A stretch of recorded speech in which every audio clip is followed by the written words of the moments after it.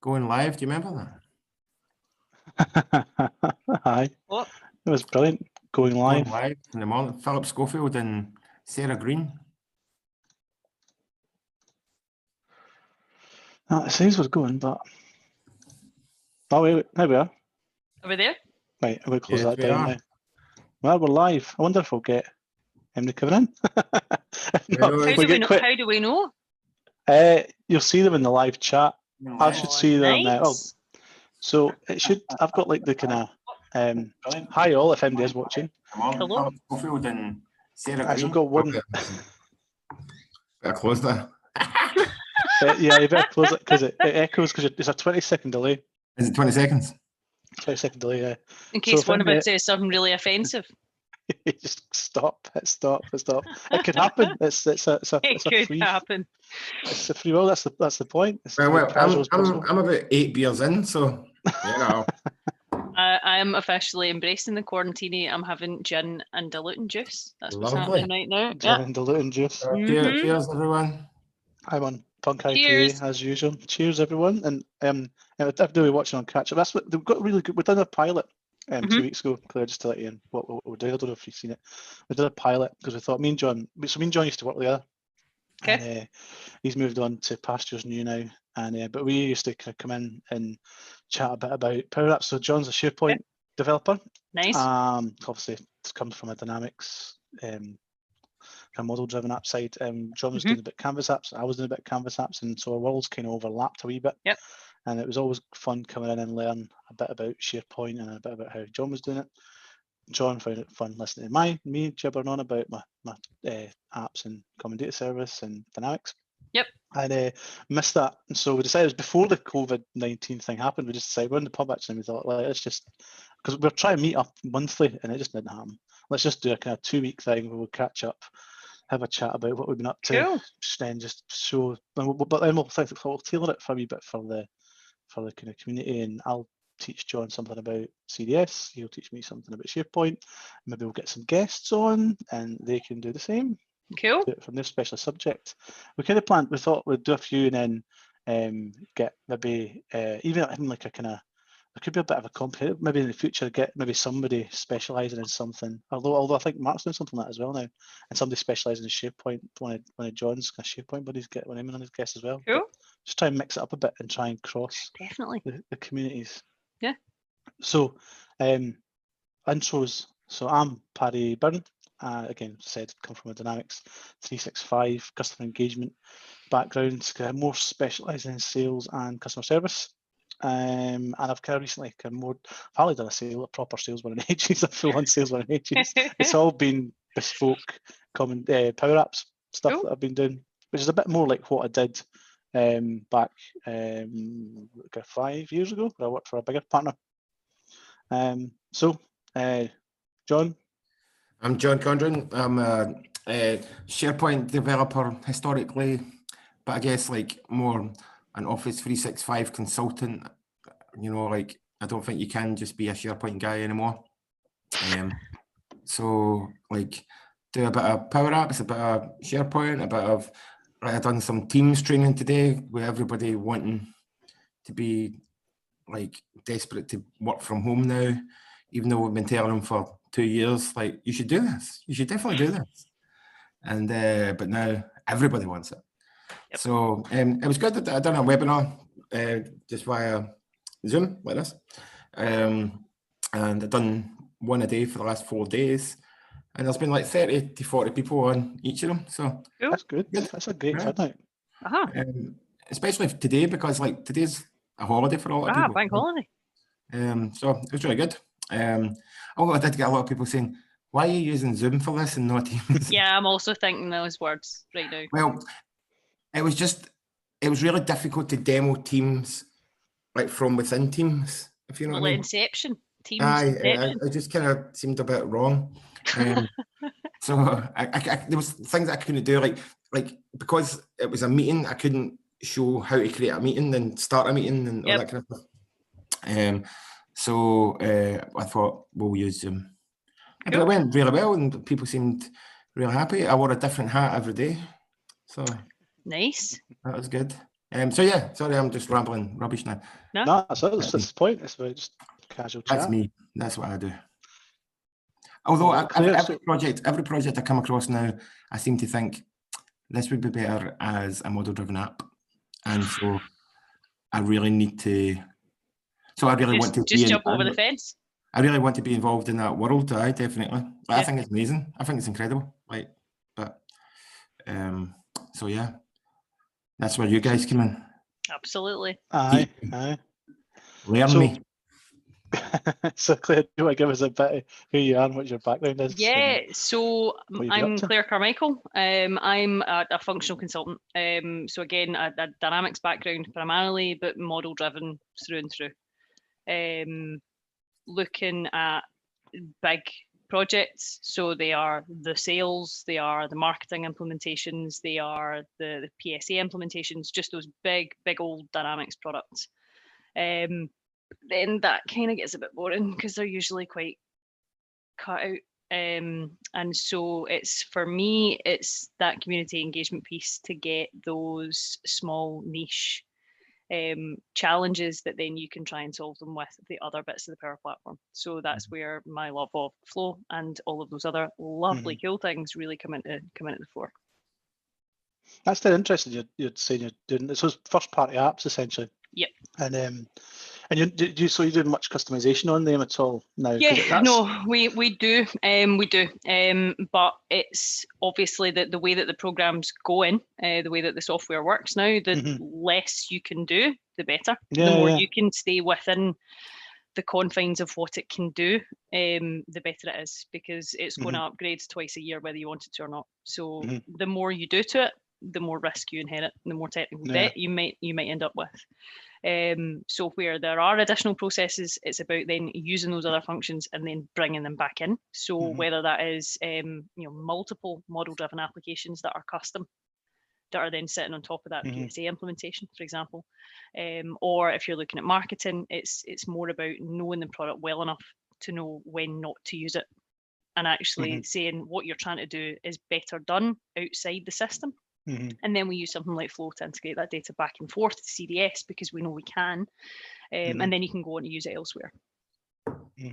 So that's been a huge change in the landscape in a wee while, because when I came back 4 years ago now, which is actually quite a long time. Not that long ago, but it's actually. And it was first party apps and big projects. Like I said, we did. The largest one I did was like 4,000 users, just a beast. And I didn't implement it. It was also the team that implemented it. We supported it, but it was an absolute monster. But it was a case of like you'd customize the hell out of it. And my project's gone for 3 years, and that was what you did. You just butchered it almost. But that's been a total switch now to be like you can't do that anymore. No, you can't. It's good. It's good that you can. And it's conversations where actually you have to play that Venn diagram out and start to say, well, how much of what you're trying to do is actually Dynamics at all? And it's that whole thing about, it's not about using the box and putting like glitter and pasta shells on the outside anymore and going like, there you go, I've given you this customized box. So we're going, no, this is a model-driven application built with a Power Apps license using CDS. And yes, it's 10 quid, but you're going to pay a hell of a lot up front for it as far as the amount of development time. But then it's yours. You don't have to worry about it ever again. It is yours from that point on. And that's where that model-driven from scratch thing really starts to come into the fore. And do you find that you're actually using the actual first-person apps as in the Power App, or are you building loads of wee Power Apps on top of that? You use bits of that, because even the smaller ones that I've been doing, nowhere near as big as that. So say like last year I did one about a 35-day sales implementation, kind of standard sales, not even the product catalog. And but the amount of wee Power Apps that we did, we didn't use the sales app, the Sales Hub app. No. It was loads of wee Power Apps on top of that. Is that the kind of same sort of thing? Again, it's any kind of customization at all. You're better actually starting to take those processes out. And actually starting to break that up into teams and business processes and saying, look, actually, you guys, you need this little thing because that's the only thing you need to do, and breaking that out in that way. So there's a wee bit of change in the landscape there as well, just even in the last couple of weeks, because there's things like coming out for the Sales Hub that aren't available in your custom apps. So Yep. I mean, again, that would my approach would, I would hardly ever use the Sales Hub app. I would just basically copy the sitemap and copy the forms and do my own forms so that the upgrades didn't break it. But now there's that question: is do you do it that way? Well, that's it, and it's about being able to say, well, the closer you are to the upgrade path, the more of that upgrade path you're going to get. And so trying not to deviate from that licensing model, but this is the whole point. The whole point is for people to actually start to decide whether or not it's Dynamics they need, or if it is, you know, a Power App of their own, you know, a model-driven application that is specifically designed for their sales process. Cool. If they're not massive and going to absolutely adhere to the dynamic sales business process flow, you're welcome to that lead in. If they're not going to use that process and the product lines and the catalog and the quote and the order and all that other stuff, then do they need it? No, they probably don't. And that's kind of where you end up with. If you're going to use Sales Hub, use the Sales Hub. If you're not, then don't. And it starts to become that. Do you, Claire, do you see most of your customers now like going that way, that they're not going through like doing like the Sales Hub type stuff and doing their own kind of customized? So they're not at the point where they're going fully custom. There is more desire to go closer to the upgrade path. So usually these are people who have been burnt by an implementation like that. Where it's been butchered so far that they can't upgrade anymore. They can't get off of whatever version that they had. So actually it's more about being able to say, well, let's how close can we get you to that business process flow? Can we even help the business change its process to better align with that process? And then starting to move them forward a little bit on, well, actually, if you do have those external processes, then that's about, you know, embedding a Power App or embedding a Canvas app into that system. Maybe using Virtual Agent to actually bolster some of those processes so that you're capturing information in a way that doesn't touch the CDS at all or doesn't touch the forms and the data set, but can still power those processes from within your model-driven app, exactly as you would have before. Just a shout out, we've got Norm from Canada, Norm Young from Canada. From Canada? Yeah. Oh, Canada. Oh, awesome. John will be singing as a song next. John's a musician. I'm a bandpot with a guitar. It's the same thing, right? So, absolutely. So John, what's the? Because I don't really understand the. This is me going to go off on a tangent now, but I don't really understand what the upgrade path of SharePoint is, because we get updates every 6 months. It's actually more frequent than that. Major update every 6 months, but there are those weekly fixes and stuff coming out. What's the SharePoint upgrade path? What challenges do you have to deal with in that? And none really. Like I don't really have that kind of issue. Like they just kind of throw out new features every other week, you know, and then you think, oh well, I'll use that, or I'll do this, and I'll, you know. But like most of the stuff that we do now is just like standard SharePoint with maybe a wee Canvas app, like to manage the data. You know what I mean? But like I said at the beginning, the conversation, like more and more, like I feel as though we're trying to make SharePoint do something it's not supposed to, or make SharePoint be something it's not supposed to be, and like treating it like a relational database, and you know, and you just end up with what did you call it, technical debt? You know, like you just end up with a nightmare of trying to manage it.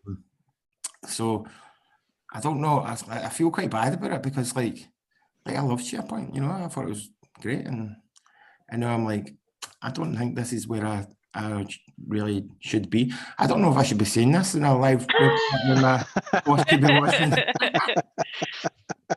But I think it's, well, no, I've spoken to my boss about this. I've had this conversation with him and saying, like, if we're not going to at least look at being involved in a Power Platform, like we've got to at least partner with somebody, you know, and be involved in some way, like, because like it's not going anywhere, you know, and it's great.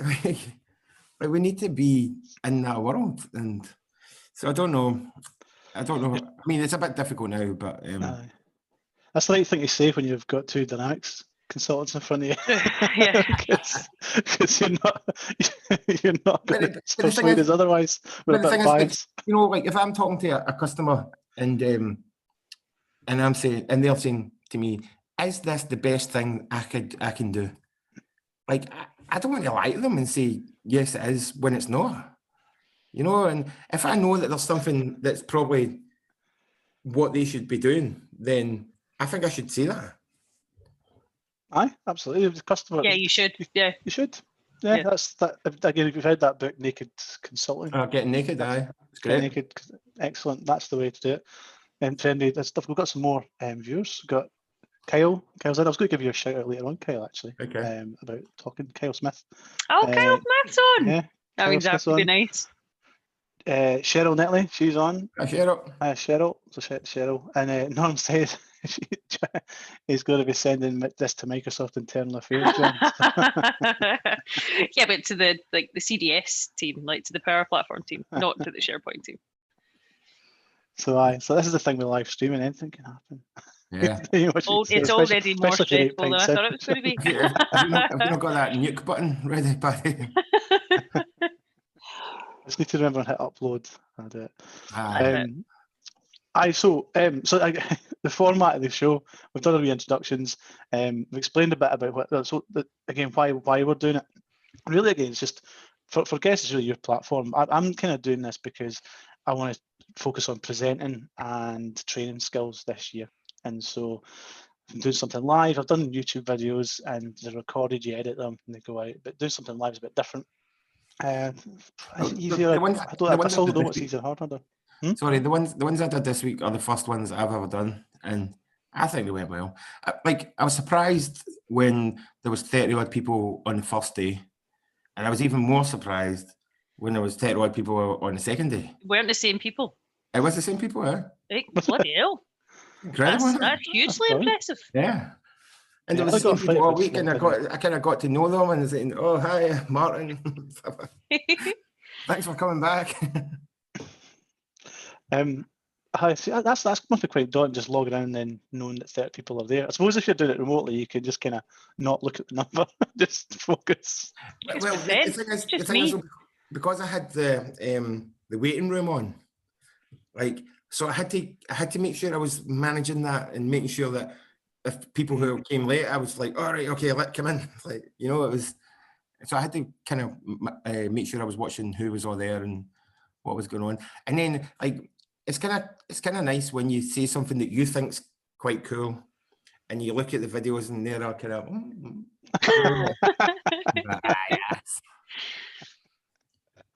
That's brilliant. So the fact that we do that and then talk about what we've been doing this week, I talk about what we've been learning and stuff, what we've been learning, if we've got anything cool, just kind of wee snippets, if we've read in community articles or anything that we like, maybe show a link or whatever. And then it's the main bit. I show them. I'll show you mine if you show me yours. We said it was, wasn't it? So just it could be something cool.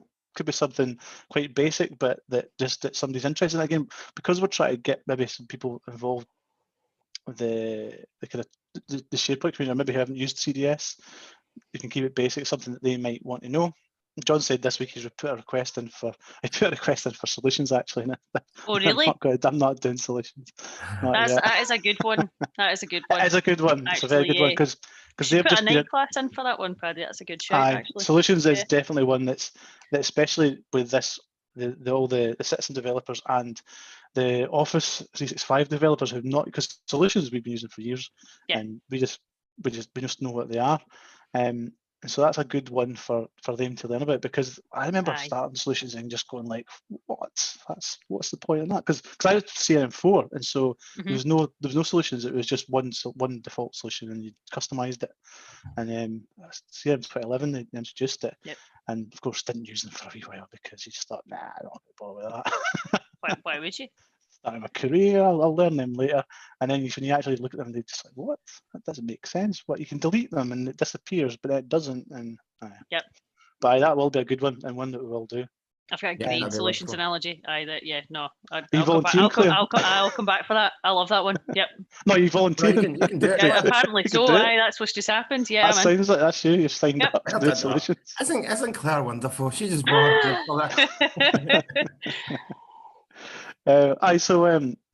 I'd just share something each. Like I said, it might not even be a model-driven thing that I show. Hold on, I think I just ended the Zoom recording now. Just No, you just minimize had window and it all disappeared. I was like, no. I'll try to get the YouTube stream one back up so I can see. Do you know what else I did this week?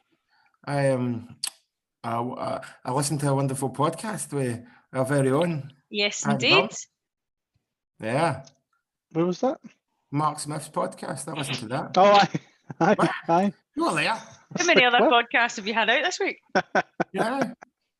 That was my first one. I was going to mention that in what I've been doing this week. I didn't want to mention that before it went out, because I did that straight after I got the night strong. I thought it was the time difference. I thought it was the Tuesday. It wasn't the Monday. I thought I've got Monday to prep, and then it turned out it was the Monday. But I had prepped a wee bit before then as well, so it wasn't. Mark's really good at kind of like, what's the word? Like getting stuff out of you. You know what I mean? Like, aye. It looks after you well. It was a brilliant experience. It's great. That's the first thing. Like I did one the EY. I did a X Factor for EY, a short one, but that was like a short 10-minute one. right. This is my first kind of long interview one. It was great. Yeah, it's a good experience. I didn't listen to it for ages. People were saying, "I've listened to the podcast." I was like, "I'm not listening to it now." I had to build myself up. Have you heard it now? I've heard it now. Okay. That's very good. When you messaged me and talked about and said about it, I'd only listened to like the first 15 minutes. I was like, oh no. And to cook dinner stuff, I just didn't listen to it for like another day or so afterwards. I just get dead nervous with things like that. It's just I don't know. Oh, I get that. There's no putting it back in the box though, so you may as well listen to it. But no. Everyone else has. Well, but it's like when you first hear your own voice, you don't like it at first. But because I've been doing the YouTube videos, and you just get used to hearing your own voice, and you think that, that is me. And because I was loaded with a cold on that podcast as well, got this big deep voice. And Really? I thought you were just rough. Well, there was that as well. I did have a bit of a late one on this Sunday morning.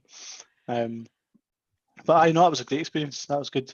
So I was going to talk about what I've been doing this week. That podcast is one of the things I'm going to bring up. Another thing that I did, I've got some notes. I did the Empower Your Career thing. So my first speaking engagement, although it was virtual. That's right, yeah. I did that at 4 a.m. on Saturday morning. Oh my 4 a.m. goodness. Saturday morning, because it was because I wanted to pick the times that I'm not going to get interrupted.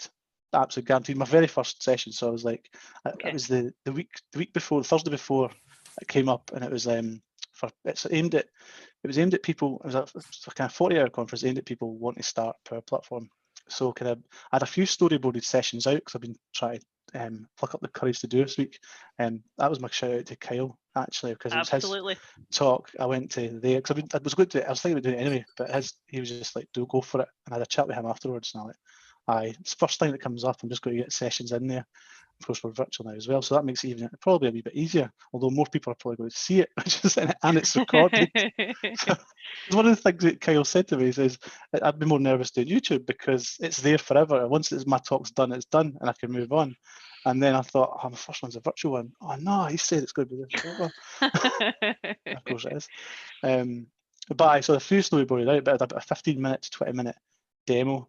On icons, so I had like a week to pad it out to 50 minutes. Shit.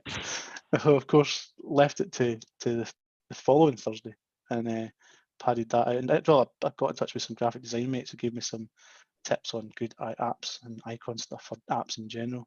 And it turned out I went a wee bit over the 50 minutes, which was good. So Are you happy with it though? right. So, but I was really happy with it. Obviously another day would have been great, but another day is always going to be. Better. Doesn't mean it's going to get done. It was a great experience. It was great doing it. It was a bit weird because, like I said, I was all day Friday working on it. I had one dry run before I did it, and it was like bang on 50 minutes. I was like perfect. And then I had a couple of hours sleep. I slept from 9 to midnight got up at midnight, done a few more alterations to the slides, and then did it at 4. And then at 5 o'clock in the morning, of course, if you were at a conference, you would go and mingle or talk to people or get some feedback. But even in the virtual conference, when it finished, you could maybe go and watch another couple of sessions or do some chat on Teams. But because it was 5 in the morning, I was just like, go straight back to bed. Straight So back it was to bed. it was surreal. It was just finished, done it, off to bed. That's That wild. weird. But so it was a great experience, and I recommend everybody to try it. I hope to be doing a lot more as well. That's good. I've got a few lined up, not lined up, but I've got a few storyboarded out, kind of more technical ones and some basic ones as well. Brilliant. I think I spoke to you before about like, you know, I was on Mark's 90-day challenge thing, and I spoke to the group there about like doing like a kind of virtual Toastmasters type thing and letting people do practice demos in a kind of safe space, if you like, you know, do their demos to us and get feedback, and you know, where it's not like you've not got the pressure of a real one, but you're still demoing to people you don't know effectively. But but there's people who are interested in doing it themselves and helping you be better at it, you know. So I think I'm hoping to start that in the next couple of weeks. I used to you're starting up like a group, or a Facebook group, was it? And there's a lot of people. I'll start a Facebook group. Absolutely. And then we'll figure it out as we go. I don't really know how it will work or anything like that, but the kind of basic concept is, if you've got something that you want to demo, just for the sake of demoing, you know, like, and just to get better at doing it. That's the thing. I was trying to go to Toastmasters because again, Mark was telling me about it, and but again, it's like 2 hours plus an hour, at least an hour each way travel, an hour traveling. So that's 3 hours on a Tuesday or Thursday evening. And it is too much to do it. So if it was something like virtual, this whole virtual world's can open up loads of doors, because you can go to the sessions that are after hours and are in Australia. So I was presenting at 11 a.m. in Australia over there. I was a bit nervous as well, because I was following Neil Benson, and you know how good he is. So I was like, oh, no, I'm following Neil Benson. But worked out really good. But the guy, next guy I want to talk about as well, there's a guy called Danny Cahill. Have you seen any of his stuff? He was coming after me was lunch, and then there was Danny Cahill, and I've been kind of following his blog articles the last wee while, because they're absolutely brilliant. And I'll pull up just a wee example. I'll share my screen and I'll pull up one of the examples that he does. He's more on solution envisaging and requirements gathering and things like that, all his content. And he's a Dynamics consultant, and he does a lot of the accelerator stuff. Cool. But I've got a really good project at the moment, which is the biggest one I've done in ages. It's in kind of 200 to 400 users, but it's a nav upgrade that's that's the only Dynamics bit of it. So I'm not doing I'm not doing sales or anything. The whole thing is just full Power Platform. It's none of the first party apps, so it's quite an interesting one. Where's my screen?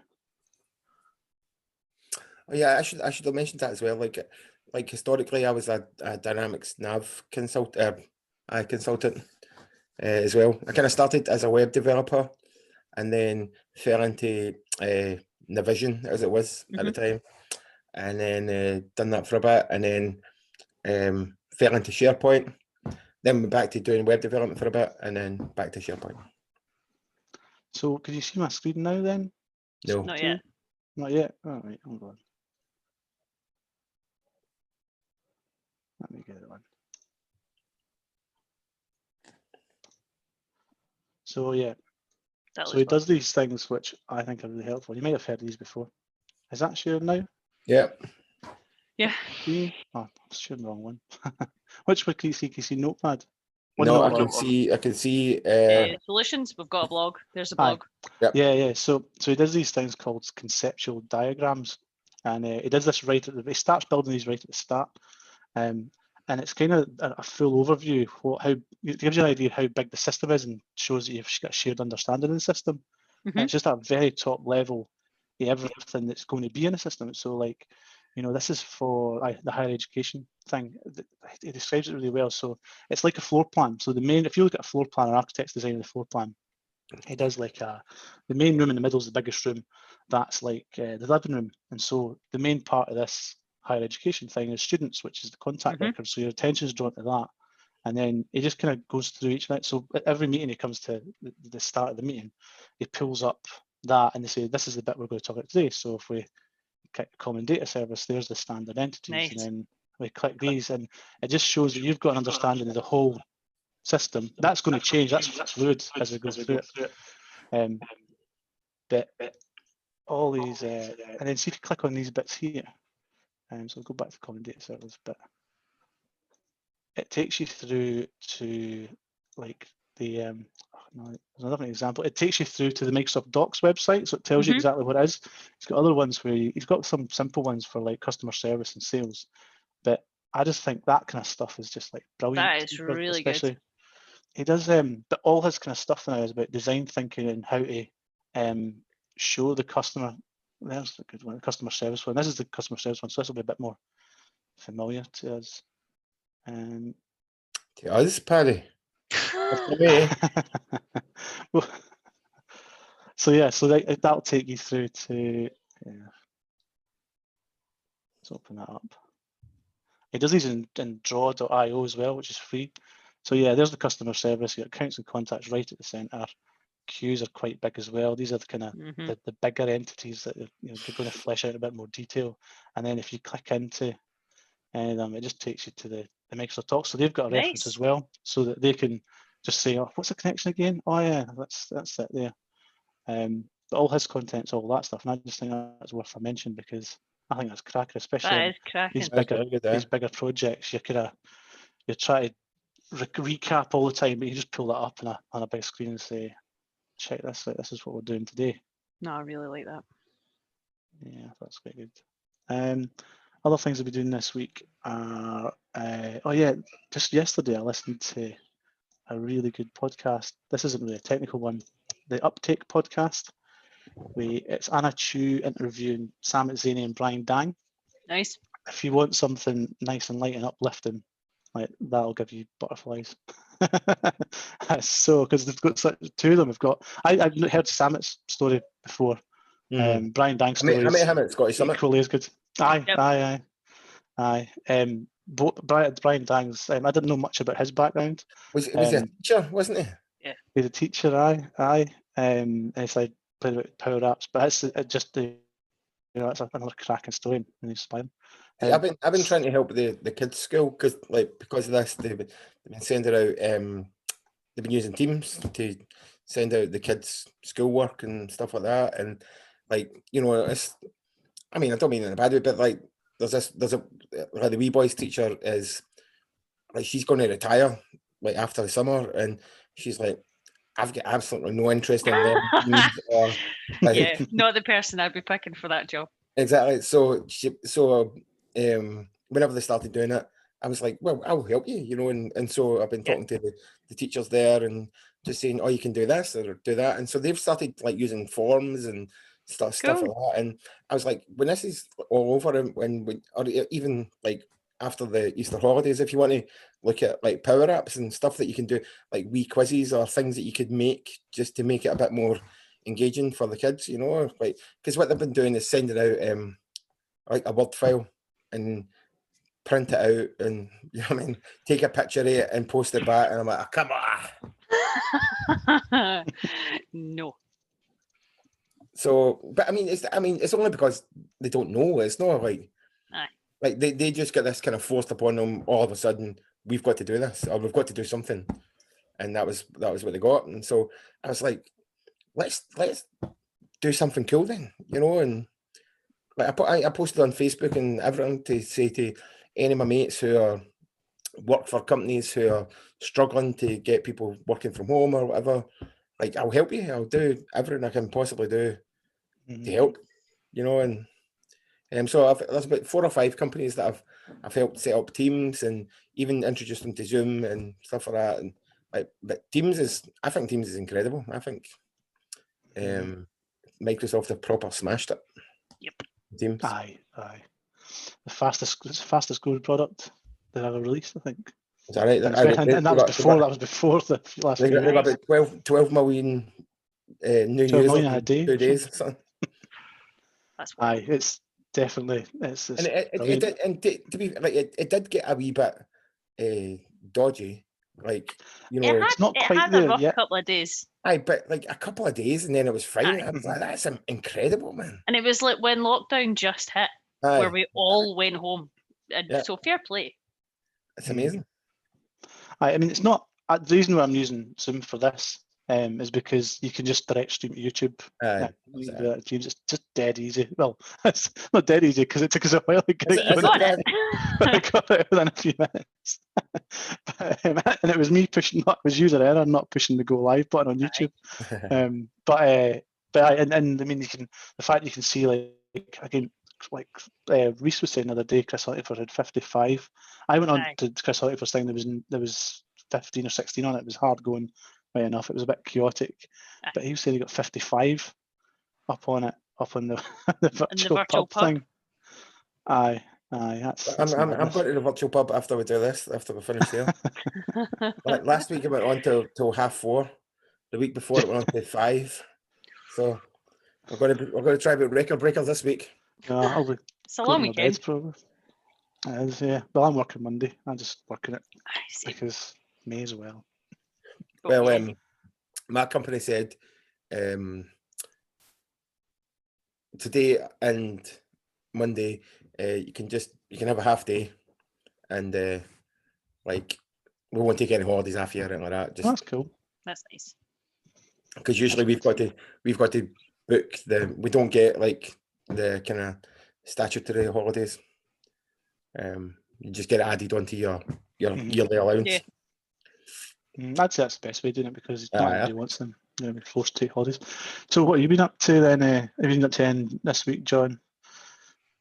Just those Just those webinars? Like so the first one was just like an intro to Teams, and then the second one was integrating like a SharePoint list and planner and forms into Teams, and like, just putting them into tabs in Teams, and the form thing, like you said, man, like people love it.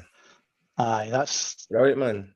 massive. Like, Again, anything that you can capture data, anything that, where you've got a piece of paper, like you should not have a piece of paper anymore. I And told so, you that like, guy, the CEO of Virgin Atlantic is again. I think it was Mark or Steve that was talking about it, and what's that? yes, and they said that is the biggest, one of the biggest, the best payoff investment they made last year was implementing Forms Pro. It's like, Wow. brilliant, because they've got Virgin Atlantic, loads of people filling in forms and stuff, and yeah, Because they're like turning I think that don't need we had it this anymore. conversation. We had this conversation when we worked together. Like, what do you call her, Megan Walker? I just genuinely couldn't get my head around how do you make a whole business around Microsoft Forms? Like, it doesn't seem that complicated. But obviously, she goes into she's doing a lot of other stuff as well, I think. Aye, but that's the main thing.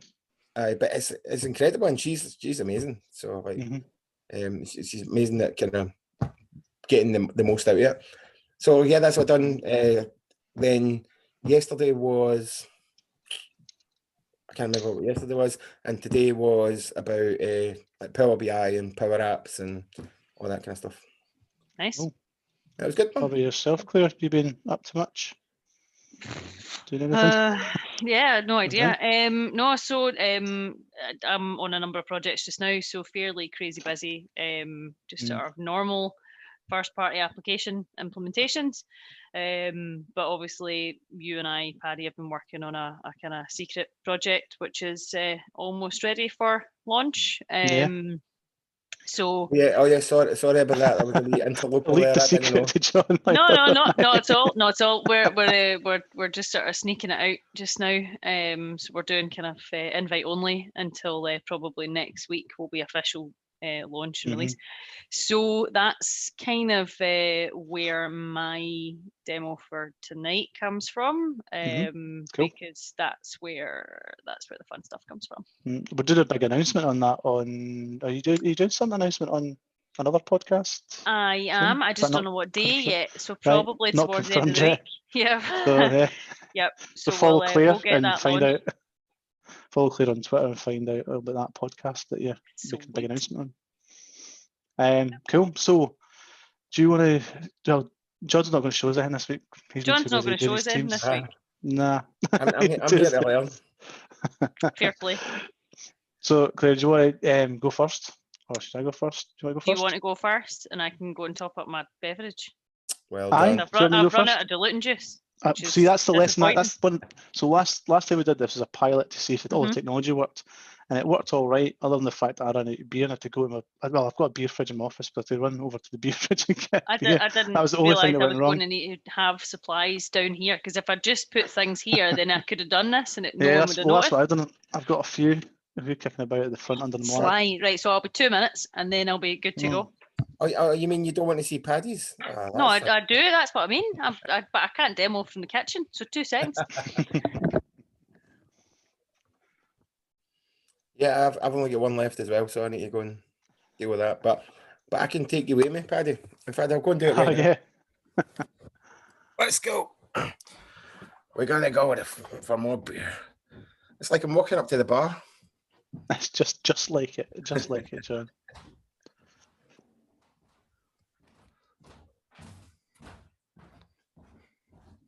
But yeah, I was really impressed with your conversation with Mark. Good work, man.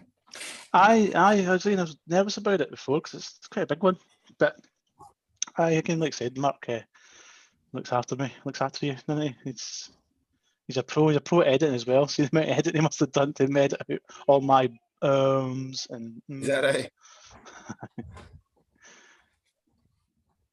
He's a good lad, Mark. I like him a lot, and like I'm so pleased I've done that mentoring thing. Like I feel the mentoring challenge is excellent. What do you call it? I feel like I'm more focused on my career than I have been for 10 years, and it's definitely because of that, the mentoring challenge. Like, brilliant. Are you all set? Yeah, let's do it. Let's do it.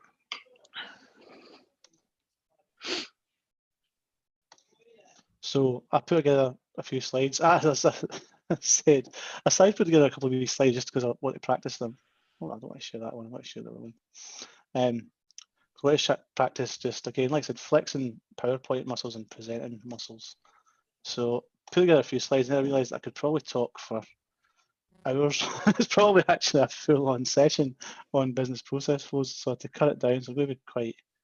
We'll try and keep these to under an hour, but we're going to go way over the day. Let me see if we get them. And then I'll tell you about that in a minute. Because then I got to a bit, then I got stuck because I did all the slides and then I run through a quick demo. So I've been using these for years, and something went wrong. But I'll show you that in a minute. I'll explain what went wrong, John. Okay, I'm seeing there.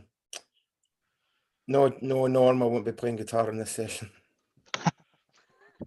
Is that a thing that could happen? Yeah, well, my guitar's right here. I could if you want. Instead of doing a presentation, you play a song about SharePoint. You made one, didn't you? You made a wee song about SharePoint. I did for the 90-day challenge. But I'm going to talk about business process flows and go through what they are. So I'll start off. I'll show you what they are as well. Do a demo, but hold on, it's not working. Just for the record, Paddy, I really love your logo. My logo, it's cool, isn't it? It is a nice logo. It's my mate, my mate done that for me because I wanted to put the skydiving thing in. He's a graphic designer, and it's got quite stock art that he coloured. He said, "Well, how would we go with this?" And I thought that's perfect.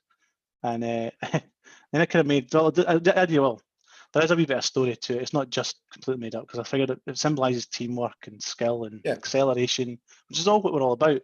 But there's a wee circle in the background, and that was just to make it stand out a wee bit and make it look a bit better. But that stands for the O in Office 365, which holds it all, which is at the centre of it all. So that was a lot of rubbish. That was just what I said at the time. But then it's not Office 365 anymore, anyway, is it? So no, it's not. That's I need a new logo. But hang on a minute, it's not Office 365 anymore. What? Microsoft 365. Microsoft 365. Although I think it's just the business one's still Office. I thought Microsoft 365 was a different thing. No. It's a different thing, but it's not anymore. It's two different things now. You can get a Microsoft 365 license which gives you all the like, you know, the controlling people's computers, and it gives you security and a Windows everything. license and stuff like that. It's not a proper license, but a Windows access license or something. And then there's Office 365, which was a Power different Chat. license. And they were talking about how Microsoft, the Office 365 is a brand that's well recognised. Now they've changed it to be the same name as something else that they offer, another product that they offer. As it is something else. But now it's just all Microsoft 365. I think it's just like a Microsoft thing, like they've got to rebrand something every couple of months. Just to make it difficult for us to find things. Sorry, anyway. So you can't explain it to clients. That's the problem. So, so business process flows. What I'll go wee bit of agenda. I'm not going to go through tons of slides, but I'll go through my thoughts on it, because my thoughts could possibly be quite controversial at times on business process flows. I'll go through what they are, explain what they are. We'll look at the use of them in model-driven apps, and then we'll look at them and see them in practice. And I'll explain one of the wee issues that I just noticed. And I had this issue about a year ago as well, so it's obviously a wee bug or something I'm doing wrong when you create a brand new one. So I'll show you what the issue was, maybe if it happens again, and then I'll show you the Sales Hub one's probably the easiest one to show you in existence. There's actually two types as well, which I completely forgot about because I don't ever use one of the other types. And then we'll look at them in Canvas apps. That's basically, I only found that out on Wednesday. There was an article posted by Microsoft about business process flows in Canvas apps and how they're viewed. So I've literally just got a link on that to share, but I thought that's dead interesting. That's one of the things I want to look at next, because Canvas apps are something I really want to skill up on, and it'd be cool to see that business pro. They look quite cool in Canvas apps, although they're a lot. They look as if I'd realised I've quick run through the article, and they look a bit more difficult to implement than the ones in model-driven apps, because they just work in model-driven apps, except the one that I did today that I might show you. So my thoughts on them are they're like Marmite. Got a bit of a love-hate relationship with them over the years. So they came out in, I think they were first introduced in CRM 2015. It was the first time we've seen them, and I hated them when they first came out because they took up too much screen real estate for one thing, and especially as laptop screens got smaller and the resolution got higher, you would have a business process where it'd just be like literally the size of your screen in a tiny wee form.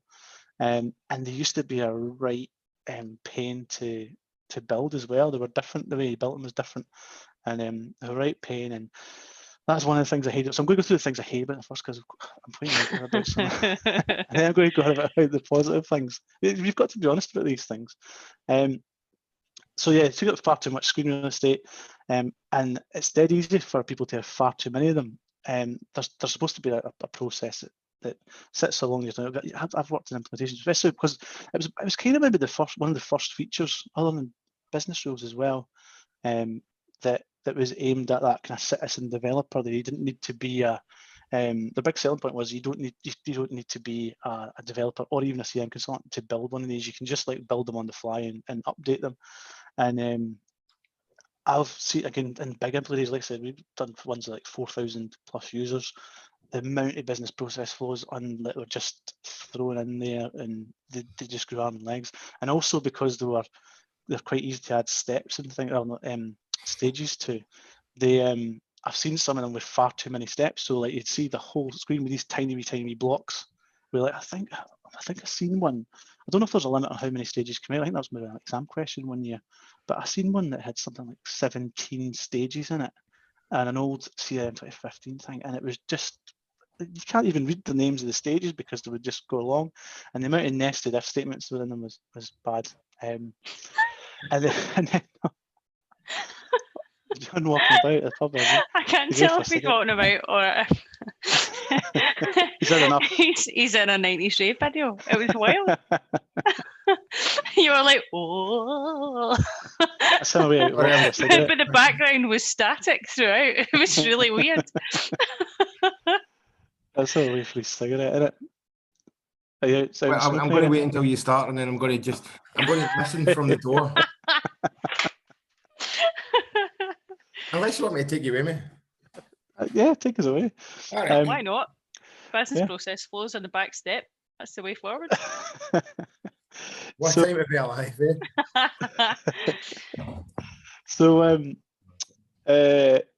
So also as well, I used to see them implemented the standard sales and customer service. The customer service one was always the guilty one as well, and it's not a fault of the product. It was bad implementation where whoever was implementing the software had just stuck it in, left the business process flow active on the new case entity, not switched it off, and the system's 4 years old, and they've had this stupid bar at the top of their Aye, at the top of their you don't forum, use it. Yeah, not just using there, it. just part And of it. every time, and then everybody would say, "How do you get rid of this?" And you go, "Well, you can just turn them off." But nobody But bothered no one telling them that. ever has. Yeah, No, I know. You probably Love know it. one of the people who have that. Yep. Yes, So, I do. yeah, I'm still there. I Probably don't want to is, touch aye. it. There's no point. There's no point. No. So and also, and this is still my view of them, and again, this can be quite controversial, but I'm going to go to the positives in a minute. If I believe that you should design the system should be, and the form should be designed well enough that you don't need the business process flow on the top. If you've got a nice flow and design, especially in this world with multiple tabs. apps, multiple small apps, Yep. you can design your system so that at the very last resort you put a business process flow on. You shouldn't really need to, if you've taken the time to design it as a way so that it kind of flows. Okay, and back in the day of when you had one form with tons of fields on it, then absolutely put a business process flow on. So I would just say use them wisely. So enough negativity, onto what's good about them. So one of the problems is solved. Unified interface is a lot better because it's a lot neater. It takes up, hardly any of the screen. It's just a wee red bar on the top. Another one is, and this is, they demo very, very well, particular to clients that haven't got a system or haven't seen anything like that before, or even who don't have business processes. If they don't have business processes and you show the business process, so it helps them get it. Yeah. And so even though with all that negativity, I still find myself implementing them because it's really good for, again, you show them that, you demo it, and then of course the first thing they want to implement, say, get that process bar along the top, and then you go, oh, no, that's rubbish, you don't like so you have to put it in. But also it's a great driver for user adoption. So again, particularly in these companies who don't have defined business processes, you can say, right, let's get a business process defined. Use people, or even like people older users who don't use the system, or admin users who are not very system literate, computer literate. That's their guide. That's what they work off. So there's definite benefits there. And also as a consultant, again, back to not having business processes, you can kind of, I've run scoping sessions off them, like fit gap things. So to say, because it helps them get the system. You can say, look, if they just don't know what they want, you say, right, let's just, because you can build them quite quickly, so you can probably build one in front of them and say, right, this is your opportunity. What kind of things do you want? What do you want these stages to be named? What conditions do you want? And what kind of attributes, what kind of information you have to gather? So there's absolute benefit for them, but they're just really easy to abuse. So what are they? What is a business process flow? Well, I'll just try to hear this. They're not wizards. I just wanted to put that better because I don't like Harry Potter. So they're absolutely not wizards. I've heard so many times, can you put that wizard thing on, or can you put that wizard on? No, it's not a wizard. Dialogues are wizards. They're soft prompts to guide a user through the application, through a predefined process. Because you can just skip them, you can turn them off, you can ignore them, you can change them to something else, and so they're not wizards. And again, that's one of the things I've seen where they've been implemented incorrectly, where they've got a business process with every single step is required, every single attribute or data set's a required field on it, and people just don't fill them in. They just say, I'm not filling that in. They hit the wee button to just dismiss it, and they fill the form in and don't follow the process. So don't be confused by wizards and business processes. They tell the user what they should be doing in the order that they should be doing it to successfully move on to the next stage in their process. And again, it's the best way I would say it is a soft prompt. Let's say this is what you should be doing. And then if they don't do it that way, then you can say, well, hold on, you're losing all your sales. Why are you not doing it? Oh, it's because you're not following the correct process. At least the business has got something to kind of go back on. And yeah, so they could be switched off, ignored, and changed as well if they want. So they're made up. So what are they? They're made up of stages. Each stage has a name, and each instance of the process has an active stage, and it has a next stage. So you can move it on to the next stage. You can move it back to the previous stage. You can skip you can't skip a stage, but you can have a look and see what requirements are available at the next stage. So that's quite handy as well. So you don't need to follow an order. You can say actually what's needed 2 stages down the line. Oh yeah, I've got some of that now, and you can fill in. And they have conditional branches in that as well. Each stage is made up of steps. Come on. Nice. Each stage is made up of steps, and there's different types of steps. So the kind of steps that you mostly use are data steps, which they link to attributes or fields in Common Data Service, and the rest are based around automation. And then, as I said, in the background, they sit on the Common Data Service. And what you get as well, it creates when you create a business process flow, John. It creates an entity, a custom entity in the background, and with that custom entity comes all the benefits of a custom entity. So you get all the good stuff, like views, charts, security roles. You can even get a form, although I wouldn't expose that to the user. They're just good for kind of troubleshooting stuff. But the good thing as well, I quite like charting against them, because you can kind of calculate how long things have been at a certain stage and times, things like that. So they're quite good. Again, that's the key benefit is the fact that they sit in there, and you can do whatever you want them. So you could run flows and stuff off them as well. Okay. And actually, you can view them in Flow as well. So you can view your business process flow records in Flow within the admin center. Right. Okay. So how many things have I got at what stage? What do I need to be worried about? What do I know is well in advance? One thing, this may be a question for you, Claire, being involved in kind of bigger implementations. One thing I get asked for all the time in business process flows is for, or maybe not so much, but it's related to business. There's not really business process flows, it's sales cycle stages. And people want a snapshot of. So it's live data. You get how long it's been at the least active stage. But once that changes stage, you lose that. You don't see that was at that stage at that time. And so I always end up having to build some custom flow, it was workflow or whatever, to take a snapshot or a status change at that stage. There isn't any way around that, is there? Doesn't do it itself just now. So you'll get so your business process flow record will have the time where you entered a stage. And then obviously from that point, you can do that kind of date diff calculation to say, well, how long have I been here? And that's all fine. What it won't do is then have that running audit log. So usually the implementation is to create an audit record, entity record, that then spins out every time it changes. And then that's the one that you use. It seems a bit. I was hoping you'd say something else there, because doesn't do it yet. That's what I end up doing. It seems like it should. It's a snapshot almost. You want to see what it was like at that. How many opportunities were at quote stage at that time, and I get asked that all the time, and it's like, and then they say those inevitable words that are Salesforce does it. And you're like, yeah, good for Salesforce. Yeah. Go and buy a Salesforce then. Yeah. I don't love Salesforce, do you know, Paddy? Do you know, I've the only experience I've had of using Salesforce is moving people off it. Right. And but from what I see of it, I've only looked at the surface, and it's pretty much the same as Dynamics 365 for Sales. There's not much different at all. Probably you can customize it to hell as well. And I've got a mate who uses Salesforce. He was in sales, and used Salesforce, and he loved it. And then this is going back about 6 or 7 years ago. He used to get push notifications telling, before he went into a sales meeting, he'd get a push notification telling him that the person he was meeting liked what football team he supported and things like that. And that was 6 or 7 years ago. But I was trying to tell him that's highly customized.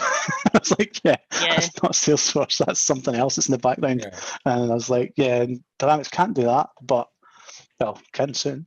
You probably could now. But I was trying to tell him like that's highly customized. So it is powerful and it's highly customizable. But I only hear negative because people are moving off it. Other than my mate.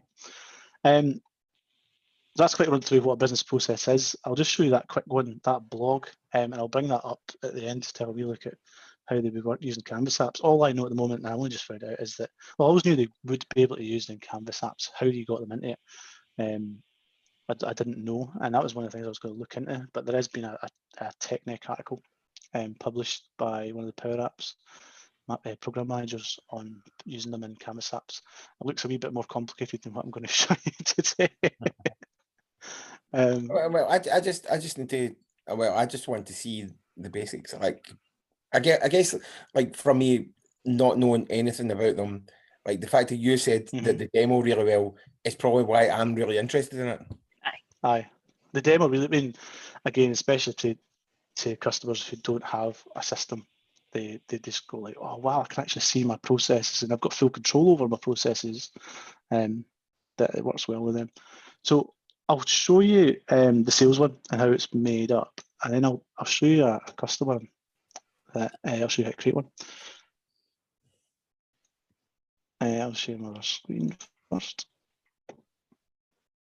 That's us over an hour, Paddy. I've not even started yet. I know. I know. We need to be a bit more strict on the times, but I suppose it's just a casual chat. It's been good. So let me look. Perfect. That's the one that's not perfect. I'll show you that. So I'm just going to go to this one. I think I've added it to this one. I'll show you the Sales Hub. I'll show you what it looks like on the form first, and I'll mention the other one, which again I'm only going to mention it because I've never had any need to implement it since they were released, and that was the mobile task flows. Okay. Nah, I wouldn't. What does that mean? Nah, they don't do what you want them to. Okay. Like I said, I've never had a need to, other than before I was studying for the exam. That's the only time I looked at them. But yeah, you can literally cover it in a minute. There's this wee thing up here that guides you through how to update a record, something like that, isn't it? Yeah. So it guides you through a task. So you say, I want to update this contact. It comes up on the side. Yeah, so where that gets really cool and really powerful is when you put it with your HoloLens, and actually you then got and that's where it becomes legitimately phenomenal. So your task is you come into a business and potentially you've got your induction, and your induction literally is that's Carol. Wave to Carol. Cool. Or it's I think the one in the video is some kind of surgery, which is hilarious and obviously not recommended in any way. And it is literally, right, okay, you do this first, and then you've got that kind of mixed reality component of actually going, now that's going to overlay on top of your scenario, and you're going to actually be shown how to conduct that, and then you can move on to the next thing. Okay. Because you would that's never, where it's legitimately cool. I would never, this is how you update a record, or this is how you update, and I don't know much about it because I've never used them really other than for the exam, but they don't go cross-entity either. So is it just a case of, they just tell you how to do something or what steps you need to do it. But this is Dynamics 365 for sales. So it's, if anybody's not seen Dynamics 365 for sales, it's very much like a model. It's a model-driven app, except it says Dynamics 365 at the top of it, and it's pre-built for you. So if I create a new opportunity, you'll see the business process flow along the top, John.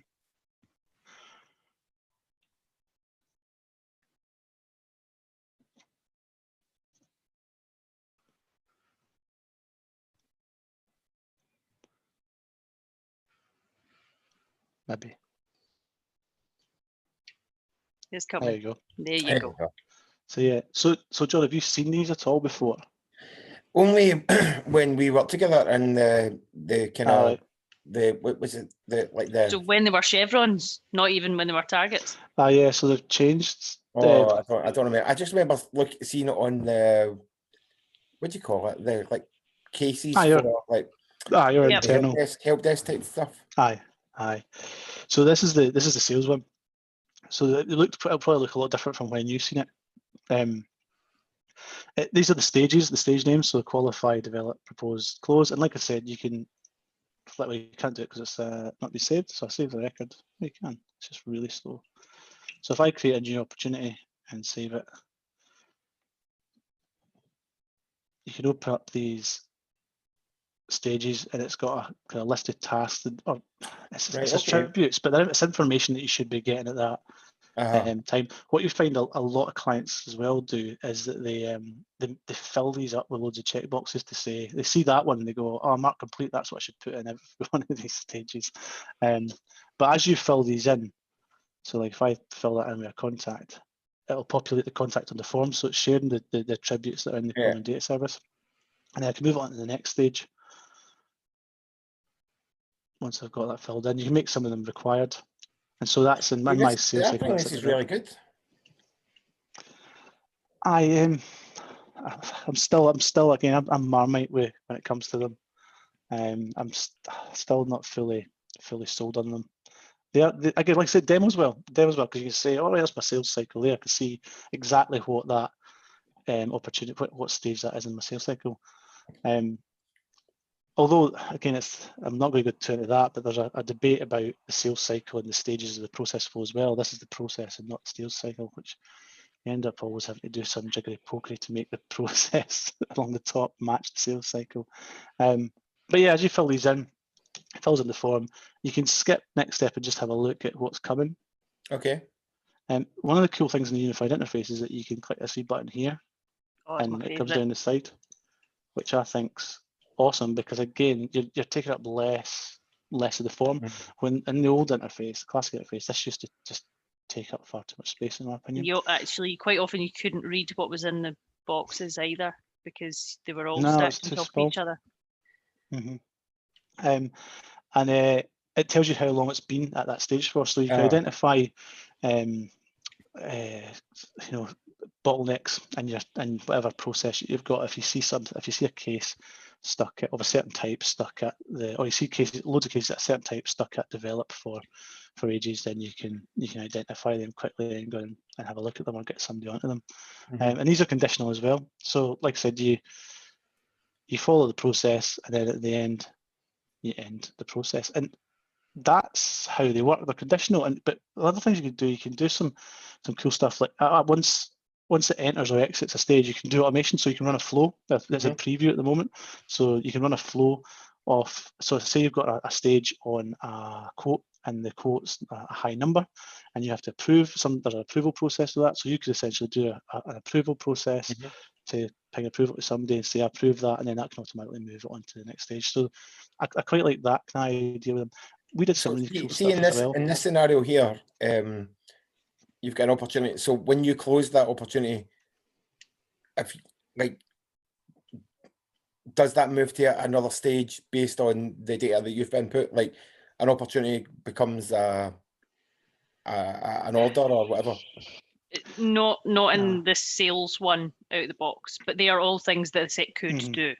Right. Okay. Yeah, you could do it. I've done some cool stuff with JavaScript in them as well, and because you can set business processes based on fields and stuff via JavaScript and via workflow and things like that, and flow. Yeah. You don't see it live on the page. You can. I don't know. You can do it with JavaScript. You can do that with JavaScript. With JavaScript, we did some cool stuff as well. Where, and this is back in the old interface, so where at a certain stage it would skip to the tab, and you're only seeing the information you're presented with information that you need to look at that stage first, and you don't need to go through the whole form. And that was really handy, especially when you had the old interface with the huge long forms and all the tabs all stacked on top of each other. So that's essentially them. I'll show you what that looks like in the background, and then I'll show you how to quickly build one. So you quite rightly called out they also work across multiple entities. So if Yes. you are trying to move a record from one type to another, so from an opportunity to an order, you can run one process over multiple entities. Okay. So yeah, like I could, if I had a stage in here, I can select, as long as the entity's got a relationship, I can select that you need to create an order off the back of that, or you need to, and then that can pick up, these process stages can pick up, you can fill them with fields from that other entity.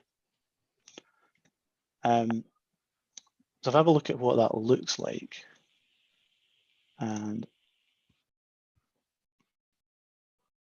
then it'd be interesting to see if you've seen this before, Claire, actually, because Is it I've seen a it about a new year ago. underscore shenanigans name for the entity? No, I created this, the next step button's missing. Oh, okay. I seen it about a year ago, and I don't know, I can't remember how I worked around it. I think I literally think I just went back in and it was there. And so I just, and now I've done one. I done one. I just done one before this. I thought I better just check that, because it's been a wee while since I've done a fresh one rather than modifying an existing one. And I thought I'll just run through and do one. Of course, I've done it. no next button, and I'm going. Let's have a look at it then. That's weird. Aye. So if I go into the zoo one, and I've just stuck these in the solution because I do everything from within solutions. Of course, because we do that, John. That's a thing that happens. Yeah, Okay. solutions is good. I keep talking about solutions as well, because that solution is going to be a good one. It is going to be that would be a good one. Oh yeah, you need to edit them in. That's the entity of it, isn't it? Have you got the process? Yeah, that one. That's it.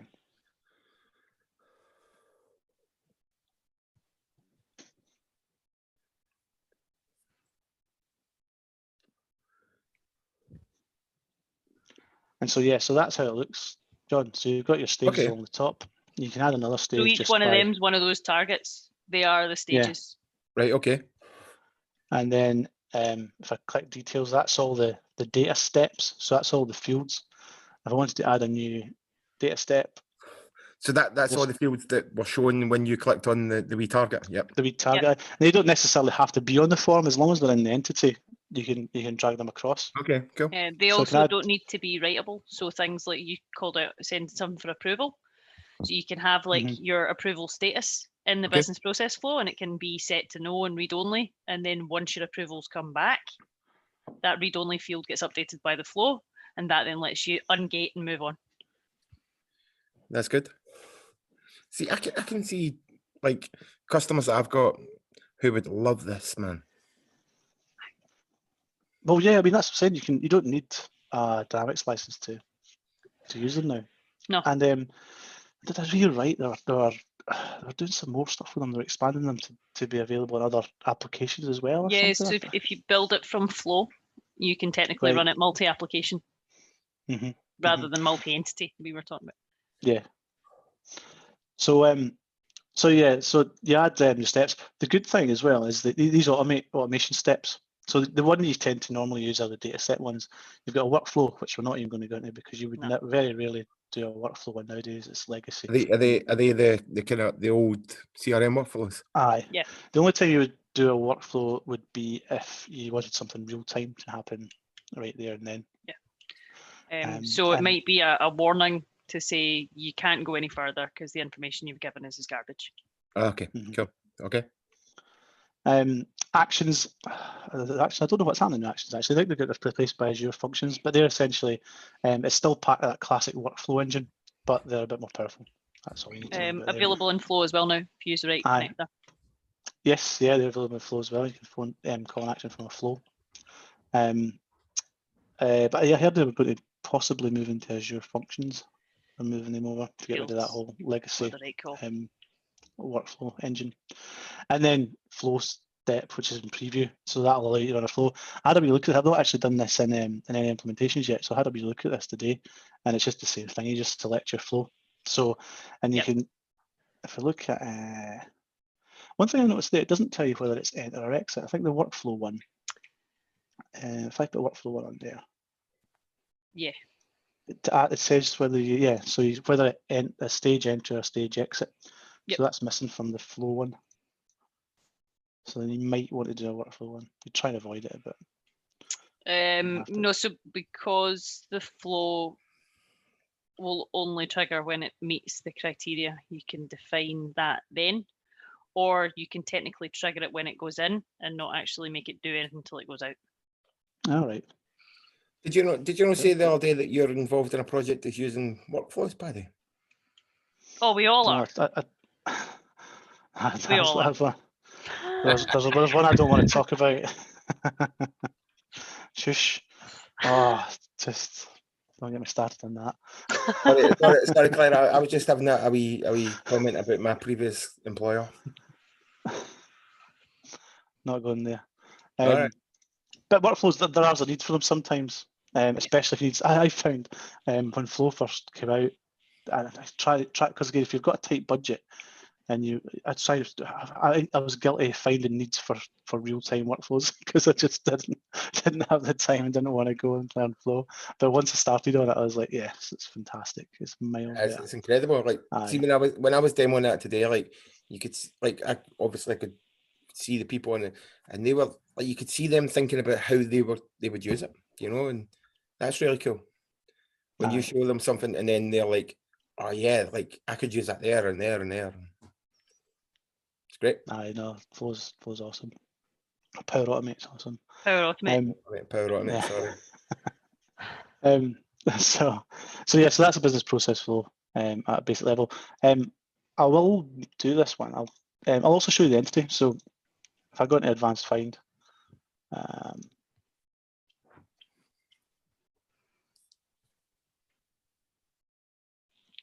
advanced find takes a long time to open up now. There's so many entities.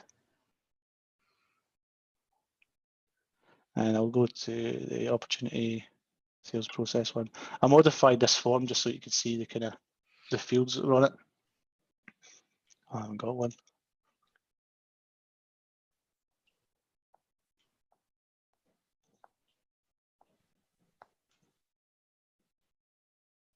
And I thought I had it anyway. I don't know. Oh God, they just took a while. Yeah, that's worrying as well. I've probably got quite a lot of them on here. It's a trial environment, but it's one I've had for ages. So.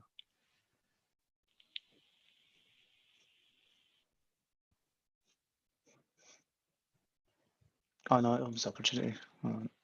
Yeah, so it doesn't It doesn't. automatically Yeah, it open. comes up with the. Need to show the.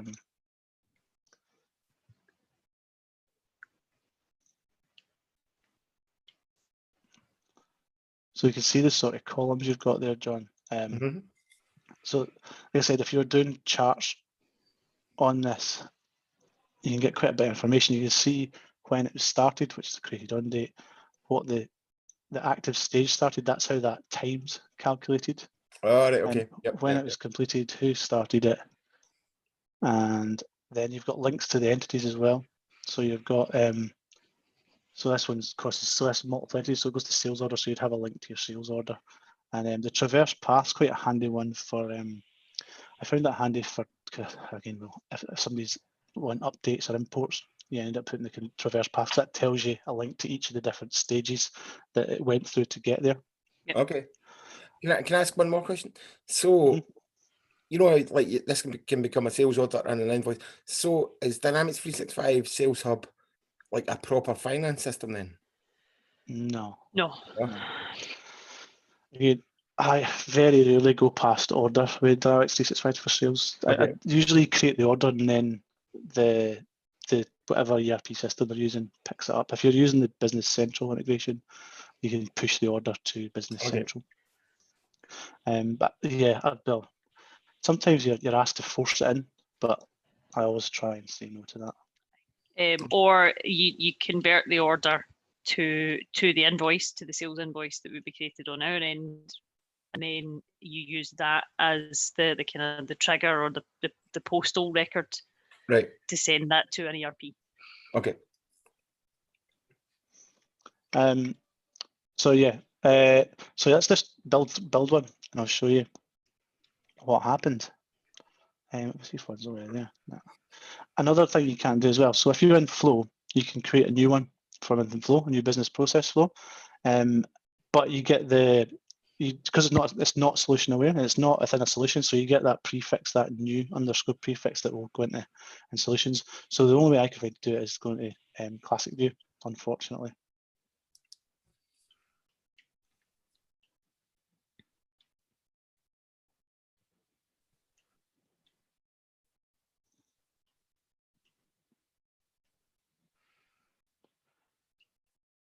And what we'll do, it's going to load up.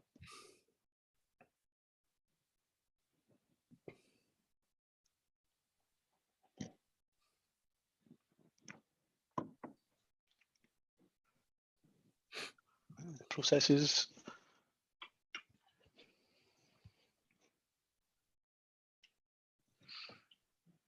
I'm just going to call it test. So it has to start off from an entity, and that's the. So what I'm going to do here, I basically just create a quick app this afternoon, a zoo app, which you can move animals from one zoo to another zoo. This is the bit that's quite confusing. That's why I showed you that run process task flow, because that says unified interface only, and that says classic. So that'd be quite confusing. You'd want to shy away from that classic one, but that's the one that you have to use, and that's the one that's used when you create one from a flow. That's the same editor, and that's what you're creating.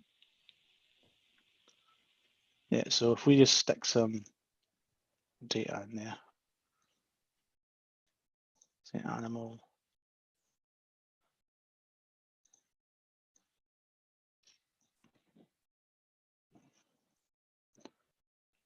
And I'll say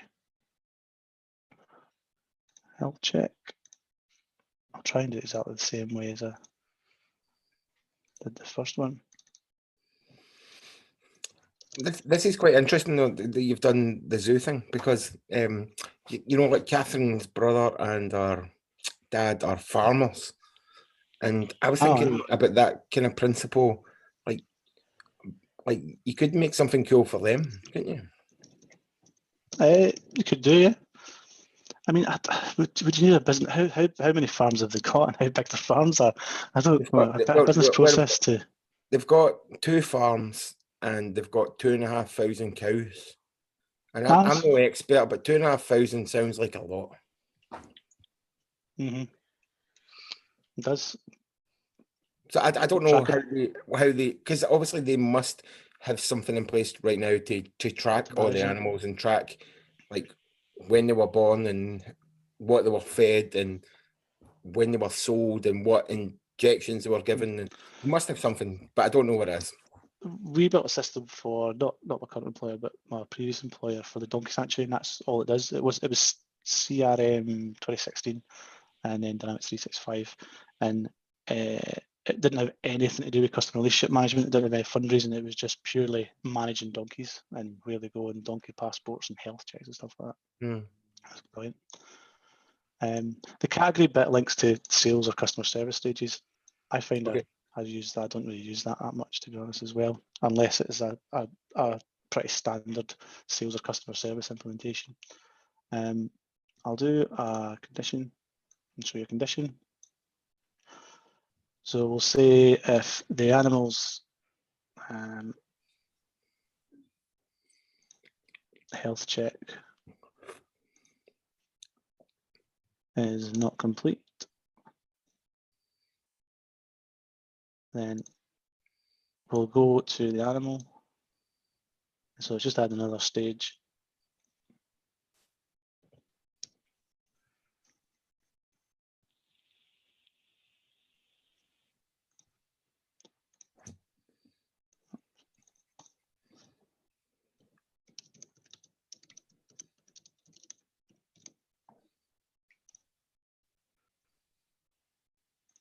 Always remember and click apply.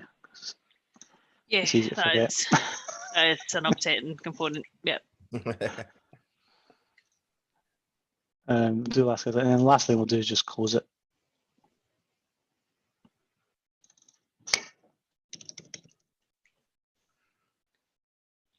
And we'll do it back to the transfer.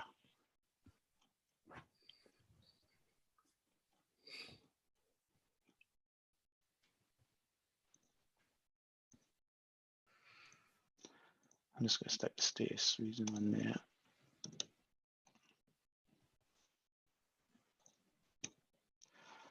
And then one of the good tips here as well is that you can copy and paste these, which is handy. Oops. And also delete them. Yeah.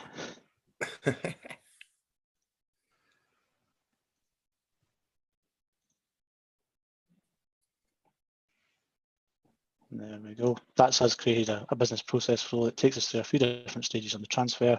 It says if the health check's been completed, put the last health check date in the animal, and then close. If it's been completed, just close it. Okay, cool. And then it all went wrong when I tried to test it. So I'll show you that.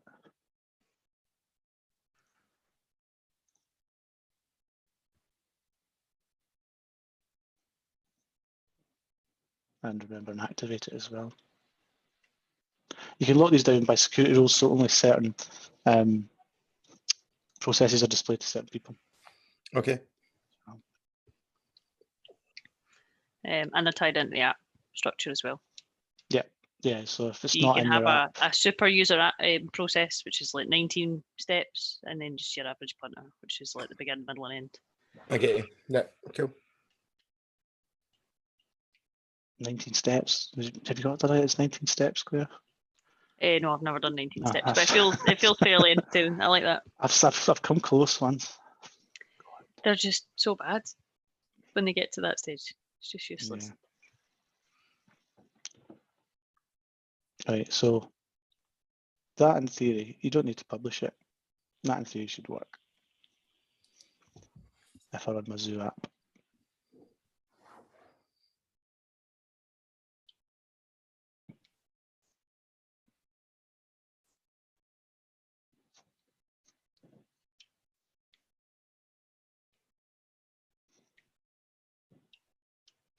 So I thought it was maybe something to do with the related entity, but I've got two of them at the start. The two steps at the start are the same entity, and it just wasn't there. So yeah, create a new transfer. You'll see the process along the top now.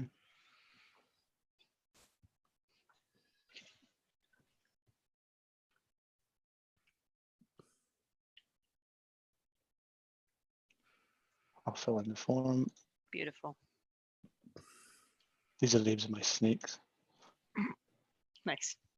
My snake hadn't ate for like 3 months, but it ate the other day. Oh, did it finally? Yeah. So yeah, so I've got a red created. You shouldn't need to create it, I don't think. And it's got a next stage button. There you go. Typically, that was completely missing. Completely That's missing. weird. And I've seen it before. About a year ago, I've seen it, and it worked magically. But yeah, so that's our business process flows, John. No, that's good. I'm going to have a wee play around Well, tomorrow, I think, and I'll probably give you a shout if that's all right. Like I said, if the demo well, if when they work. But again, I've still got a love-hate relationship with them. Mm. Right, Claire, do you want to? I'm going to go and get a quick beer if that's all right, and I'll be right back. Go for it.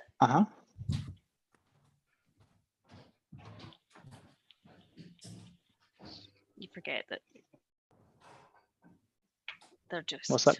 You forget that they're not just, or that they are just an old Dynamics thing that's been about for 100 years. And Aye, they've just been reskinned a bit recently. aye.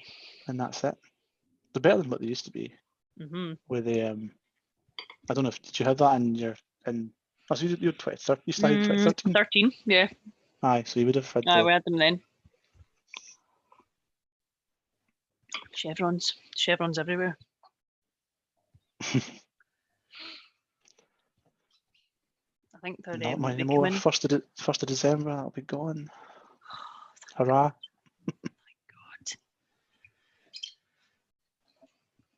Mm-hmm.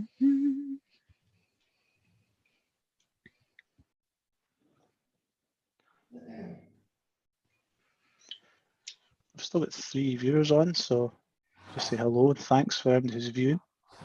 We've gone way Who's over still there? time. Who's still there? Shout out. I can't see who's there. I can only see people in the chat. Oh, I just see I've got 3.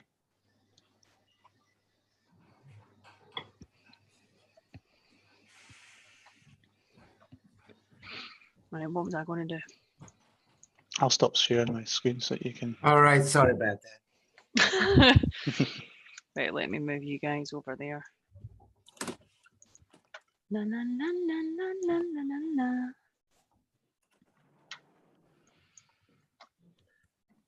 Right, which one is it? That one. Do, do, do. Oh, So here's probably going to show something that dazzles us. I don't know about that. Right, we're officially over there.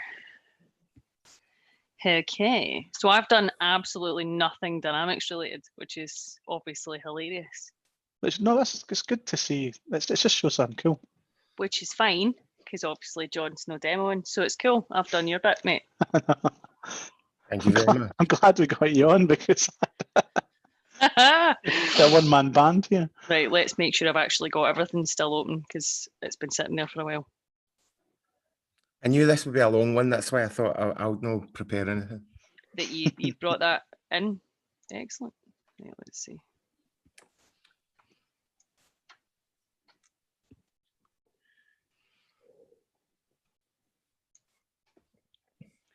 Right, that's there, that's there, that's there. All right, lovely. Okay, so I'm going to talk about Flow and Teams and web-facing forms and emails and Azure. Not cool. Not Dynamics at all. None of those things. Lovely. So It's all stuff that No, we you all go. need to know about, though, isn't it? Well, I mean, this is kind of the fun bit for me. So as we find that most of the tools that now we get to use within our build as functional consultants, they do much more than the workflows of old and the business rules of old and all those other things that actually, yes, they were great, but they were so restricted. They were so self-contained that the tools we've got now, because we can use them for those more modern applications, we can also use them for everything else. So I've called my presentation the power of automation, dealing with tasks that you don't want to do, but that you know that they need done. So the principle for this is that I came across a task this week that I fundamentally did not want to do. This is the narrative that we're going to go through. So for me, as I say, we Paddy and I have been working on a bit of a sneaky presentation thing, or a sneaky thing to release in the background, and so part of that was, as I said, some kind of laborious processes, some kind of admin that I didn't necessarily want to deal with in the background, and that ties in nicely with the other bit of kit that I am going to look at right now, by producing this form. And I do believe I've got the link, Paddy, if you want to share it with people. I can do that. Yeah, absolutely. Let's see. Put it in the chat. There is I've seen a way you can make people moderators on here, but I'm not sure how to do it. But, I didn't really know. I didn't really know what the principle was going to be, to be honest, but I don't even know how to get there. Where is it? See, this is the problem with not being in Teams for a day. Right, it's there. Oh, come back. To everyone. Right, there you go. There's your quiz link. It's one question. Let's not freak out about it. But people can fill it in as well. Highlight reel from you two. Which one of these tasks is your least favourite? I feel I'm missing an option. What's the worst task ever? Well, but all of them.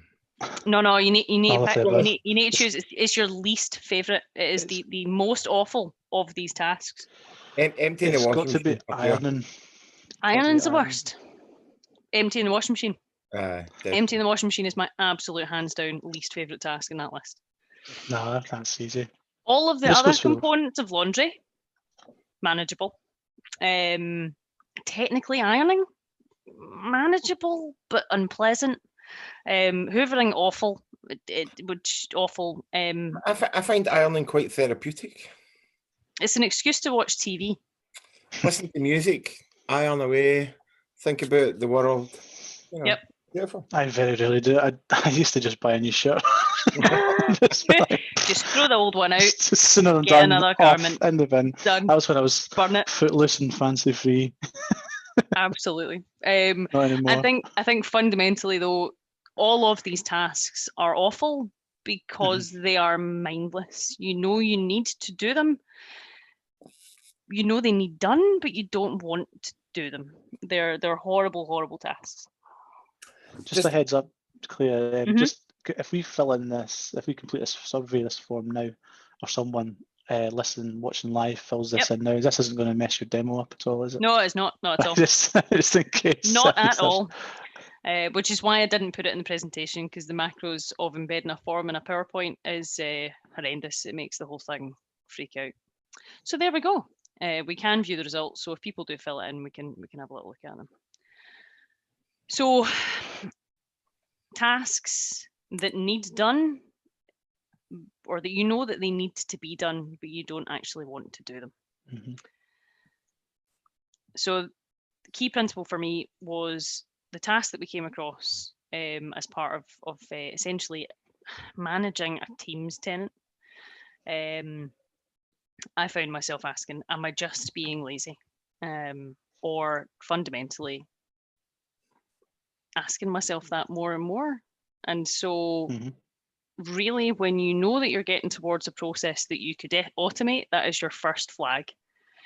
If you're asking yourself, well, hang on, should I be moaning about this? If you're asking yourself every Tuesday, or 4 times a month, or 4 times a year, if it's one of those god-awful processes, that is the beginning of a process that you can start to automate. So the task that I am going to stop bitching about, promise, was managing guest users in a Teams tenant. We've got one big old team, and essentially what we've got is a process that allows individuals to register interest in being part of that team. And this was the long-winded and god-awful journey that I would go through, or some other administrator would go through, to get them from registering interest to actually being part of that team. So they would complete a form. Hello, I am Claire. I would like to be part of the team. And I'm like, okay, cool. So the streamlined version of this is that I would then receive an email. So Claire's just filled in this form online. So here's an email with the content in it. She wants to be part of the team. Okay, cool. I would then have to check that form to make sure that I hadn't written Mickey Mouse or some other such nonsense, or I'd spelled my own name wrong, or put a hashtag instead of an @ symbol in the middle of the email address. And ultimately then copy and paste that information from there up into Azure AD to actually generate that invite from AD to that user, to then eventually get them back in as a guest, and then and only then put them onto the team. So just to see how it's a quick question, Claire. What how many times would you have had to do this since your soft launch last night? And how long roughly would it have taken you? 47, I think, all in, if you include the kind of multiple people who just decided to send every email address that they own, rather than just doing it once. So yeah, 47, and I suspect in good terms, maybe 4 or 5 minutes a piece, right? Like if it was all going always going swimmingly, Azure AD will do one at a time, can't do multiple anymore. So kind of 4 or 5 minutes a time, that's a whopping amount of nonsense. And and that very nicely ties in with my next slide, which that bit in yellow of that process is the only bit that I am actually needed for. Everything else is just nonsense. It's just my arms moving a mouse around and actually transposing information, introducing risk, introducing data loss, introducing duplication, because now that person's information is in a form fill, it's in an email, it's in somewhere else. And And ultimately, every time it moves from one of those places to another, there is risk that I'm going to put a full stop in the end or forget which version of, Graham they are, because there's 4 different spellings of that. And fundamentally, all of that is nonsense, because that yellow part in that process, that human eyeballing of the data to go, yep, that's a good form fill. Yep, that's a good form fill. Which, potentially is level 2 automation, but in reality, that's the bit we need. A human being to say, that's my part of this project. That's my part of this task. So fundamentally, and I'm going to have to move my own face just so I can actually see what I'm doing here. Right there. Yeah, I struggled with that a bit as well. My face in the way of the process. And you'll notice it does look a little bit like a business process flow. So fundamentally, what we've got that form completion. So we're going to jump over and have a look at it just now. The key here being to capture only the information that we need. Skipping ahead all the way to the end, adding the user to the team is the end goal, right? And where you said soft prompt on your business process flow, I always say bumpers, as if you're at a bowling lane. So that business process flow there is not necessarily to show you where to go, because that's what the process flow is. The process already exists, but the bumpers are there just to stop you, just bounce you off the edges a little bit so that you don't necessarily make any mistakes on the way. I don't understand why it's glitching, right? Paddy's well going to steal that. Oh, definitely. Just use it. It just keeps you on track, right? Just sort of helps you just bump down comfortably, and you'll still end up in the right place. So it's exactly that, right? We have to picture that end goal and decide where it is we're actually trying to get to. We want to add a user to a team. For us to add a user to a team, we need a primary email address and we need some kind of display name. We don't necessarily need anything else, right? We could, in theory, ask these people for 9 trillion pieces of information. I could provide information about them. So maybe what kind of things that they should be interested in, what level of access they should have. And I can infer those things about them, but they cannot tell me those things. They can tell me their name. They can tell me the email address that they want to use for that. And so the form will eventually, if I try and find my many browser tabs, the form will eventually look like, I think we're over here, this guy. Okay. So we need that name, because I do not know this person's name unless they tell me. I need that. It's be fine.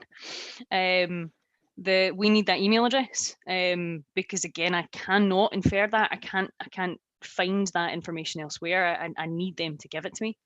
And then what we've got are 2 additional questions around a primary interest. So that allows me to actually start to use that data value in my flow as I start to move through. But fundamentally, I cannot infer it. I cannot guess it.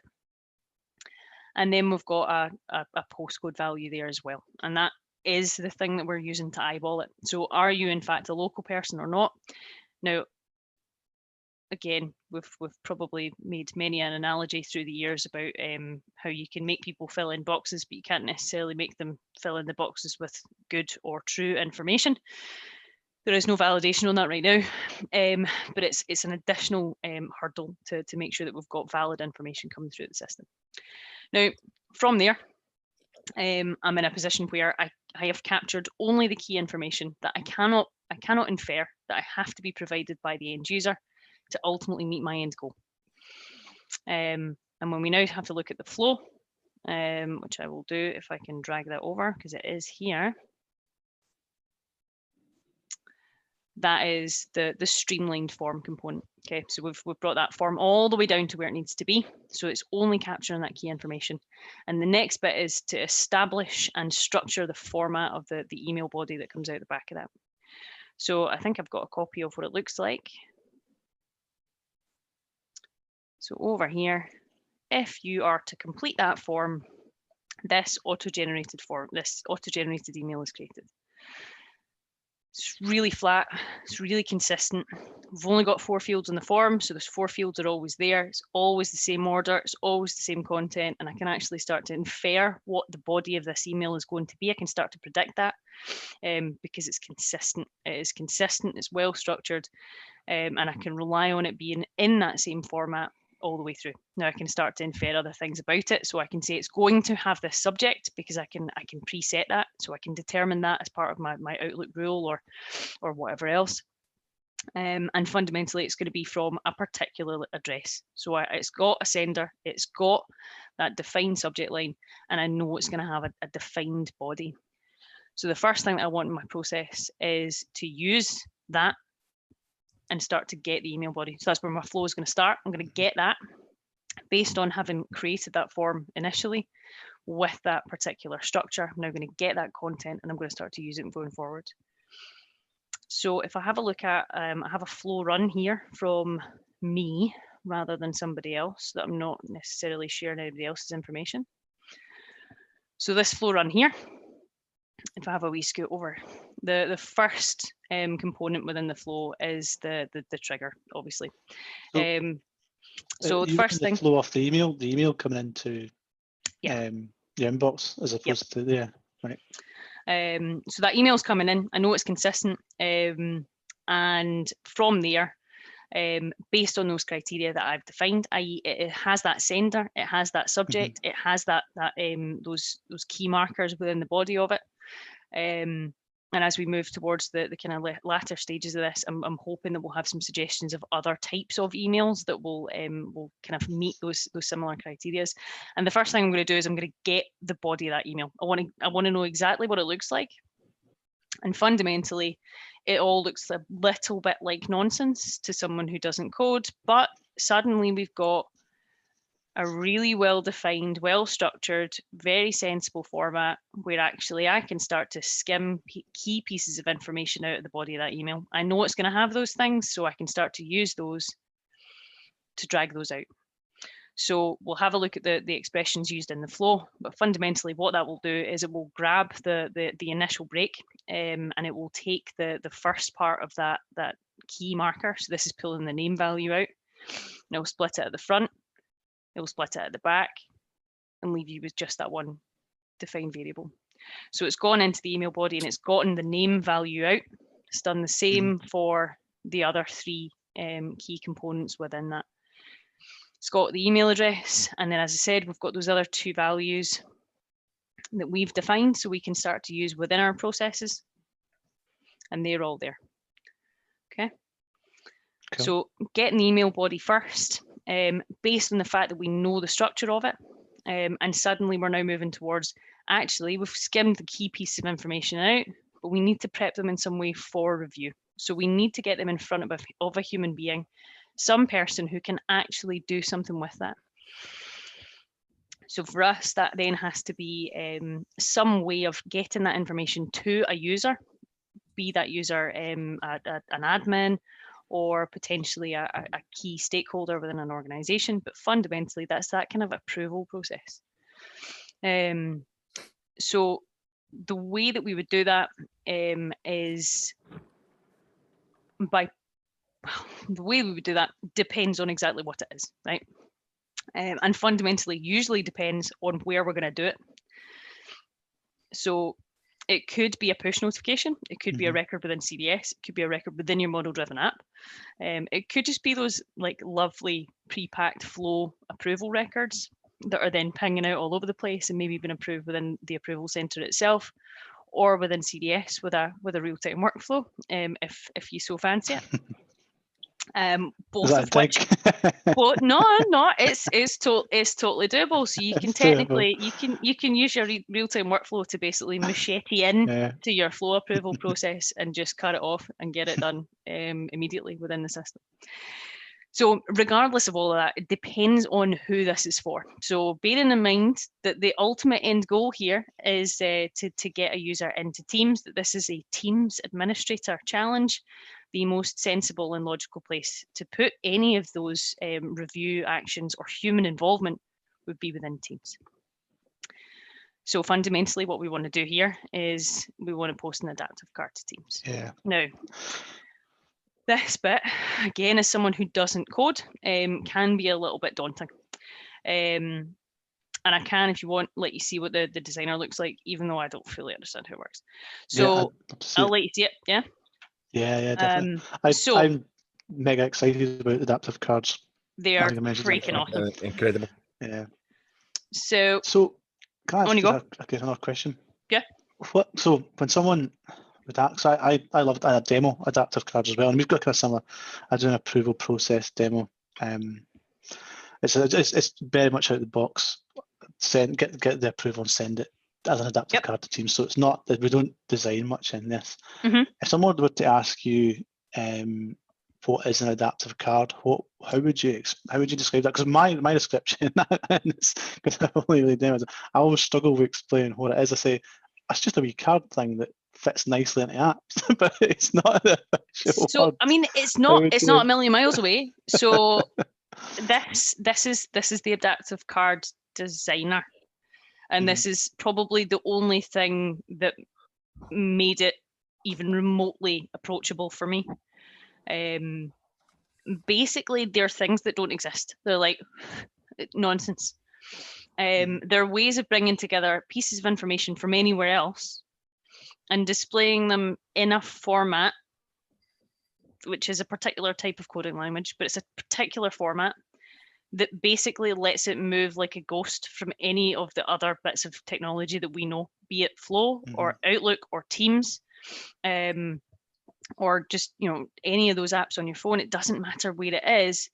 It just fits. It just makes itself fit there. And so that kind of adaptive component for me is that it will always work wherever you put it. It just sends JSON, right? Aye. To the whatever app, and then the app like puts that together in the format of the app. Yeah. So when you can have one defined card that you've built, that maybe goes, Paddy's joined the organization, right? And it's I think in fairness, it might be one of the ones that's here.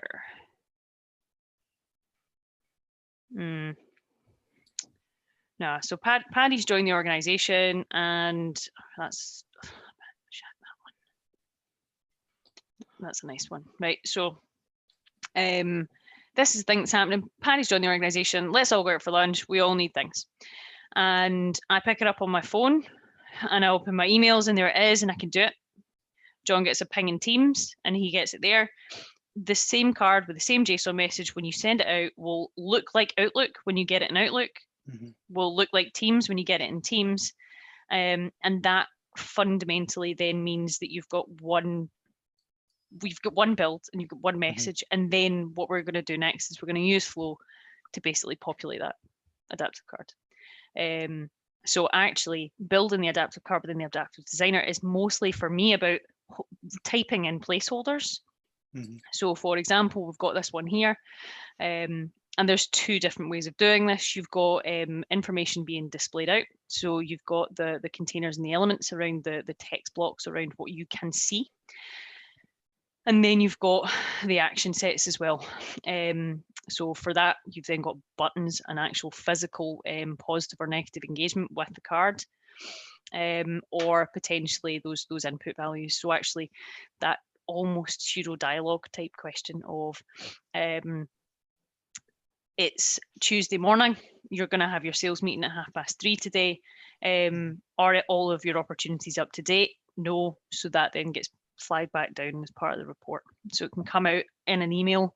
You can then put it back in, and that way you know what you're dealing with when you hit the meeting. So all of that's done in here. And this one is straight out of the box, and you can then start to see what they would look like if you put them within these other applications. So a Teams Dark setup for the same card with the same JSON will start to look like that, and that's fundamentally what you're working with. So you can start to look at those preview formats in all of the different applications. Once you're done, this copy card JSON button here, which doesn't give you any kind of feedback at all. So you can click that 4 and 5 times before you realize you've clicked it. And fundamentally that just puts all of that onto your clipboard. And what we will do within our flow, and I've put a copy of it here so I don't break it, because it is technically still running somewhere in the background, is we'll use the post adaptive card to Teams channel and wait for response action. So there's a couple of different versions of the same thing. This one we are actually actively waiting, and it is a formal wait condition until the user responds. So we cannot proceed, we cannot prep the AD for this. We have to just wait until the user has completed their review, because similarly we could have had a negative response as well. And in this scenario, we've got a confirmation button. So we've got And that you don't user necessarily have to send them to channels, you can send them to users and stuff as well. Yep, absolutely. So you can just, now we're sending as the flow bot, and you could send that directly to a user as well. So if we had named admins, then we could do it in that way as well. So paste in that JSON message from our adaptive card builder or designer on the other end. We then paste that in here, and as long as you've been fairly clever with it, being able to find the things that you're supposed to update is usually quite easy, because you'll have called them put the name in here, Claire, and put the email in here, Claire. And that way you can then quite quickly rattle down and paste in those variables, that dynamic content that you've just captured out of that email body, and just banging that in there into, I think it's a fact set technically, so you've just got a stack of information. So literally it came in at the email like this. This is how it looks. Is this right? And then we've got a confirmatory message, a confirmatory button within the adaptive card itself, so that I as a user can say, I confirm this, I am happy for this to go to the directory. And this here is the call to action within the card. We've then got that positive submission, and then what we've got is that update message at the bottom. So again, this is about making sure that the information that is needed is right up there and right up front. So posting that message straight back to Teams and saying, I've done it, and this user that has applied for has given interest is now been added to the team. You don't necessarily need to do so.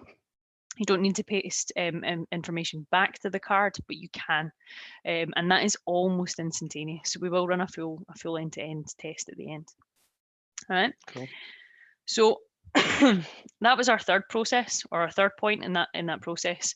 So that human involvement. So using the adaptive card designer to make sure that we've got some way for me as a Teams admin within Teams. So not going to Flow to my approval center, not having to go to my phone, but literally the thing in which I am building, the thing in which I am working, the thing where my end goal is, I can perform the action there.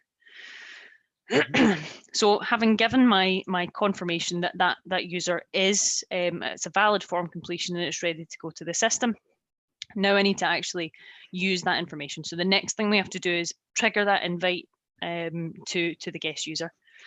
So there's no connector for that, which is quite stressful. So yep, that's pretty much every single time I'm like, yay, Flow, and then I'm like, why another wall? Yeah, the Graph API. I keep finding need to use the Graph API. Yep. I keep shying away from it a bit again. It's one of these things like I go, oh yeah, Flow will do that, and then I look at it and I go, oh, the only way I can do it is through Graph API. And I go, jeez, because I mean, I've only skimmed the surface of looking at the Graph API, but it looks rather complicated. Yeah, but it's doable. Yeah. Oh, yeah. I think it's incredible. Like again, another incredible thing. And it's one of those things where I think I could probably rattle off about 8% of what it does. And it's like, yeah, it's huge, mind-blowingly powerful. And I'm like, how is that? How is that possible? Maybe I should just get on with it and do the remaining 26 days of the course, or whatever it is. And so because there's a great like 30-day course for it. And it's just I'd be interested in that if you could. It's cracking. No, I'll dig it out and we'll try and get the links in. So fundamentally, that's what we're going to have to use to make this happen. It's the only way. And I wholeheartedly intend to do a second version of this Flow, possibly over the weekend. So what you've got then, excuse me. So upon receipt of that confirmation, so we've got that wait condition built into our adaptive card post. So we can't go any further. There's no need to put any conditions on here. If I was waiting for a response that could have either been positive or negative, I would have to branch here. And use that response from the card to actually condition what happens next with my kind of a terminate branch and an else branch. However, what I'm going to do now is I'm going to define a kind of standard URL for the invitations trigger. So that's what I'm going to speak to. And then I'm hoping this doesn't just automatically put the advanced options in. No, it doesn't. And then I'm going to pass a small amount of JSON out to the AD with just the information. So it will infer the rest, just the information that I need it to have. Within the advanced options, I've also got a sort of some shenanigans that is available in blogs online around how to authorize that as well. I've had to register an application on Azure in order to make this flow speak to Azure AD. And so the key, the client IDs and the keys will be there. So fundamentally, I need to pass that information that I said all the way back at the beginning was the key components that were going to be captured on the form, because they were the things I needed for my end goal, i.e. what does Azure need in order to be able to generate that guest invite? It needs a primary email and it needs a name. So they are the pieces of information that I will pass up. In theory, I could have done all of this with just a 2-field form. And so they are the piece of information I'm going to pass up. And what I want it to do is to send that invitation message. So I can, in theory, and intend to entirely circumvent that email process imminently, and I want to replace it with one of my own. And in that scenario, I would just mark that send invitation message to false, and I will replace it with one of my own instead. But fundamentally, this will complete that process. It will create the guest user on Azure AD, and then it will trigger that message, that email address, or that email message that we know for Azure B2B. So the Graph API, Claire. Yep. So I was doing some work with the Azure Cognitive Services and Learning, and a lot of the stuff was on Swagger. Have you heard of Swagger? Yeah. Yep. A lot of the stuff was on Swagger. Is there anything on Graph API on that, or is this just literally reading the documents?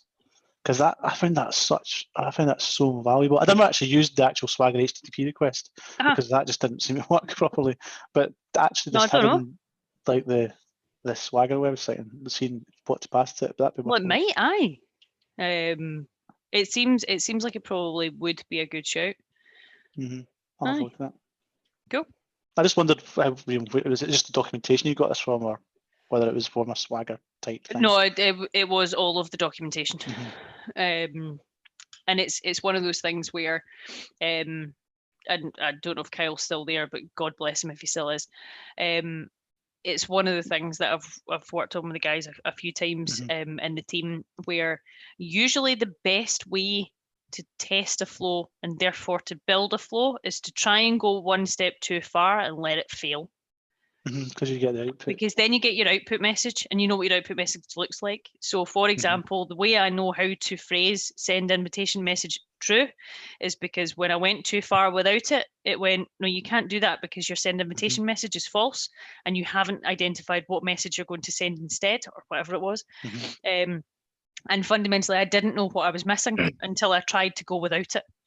And so usually what you want to do is either take your conditions out and trigger it vanilla so that you get your output and then you can use it. So we looked all the way back at the beginning at what does my email body actually look like? Go get that, check your output content, and then move on to the next one.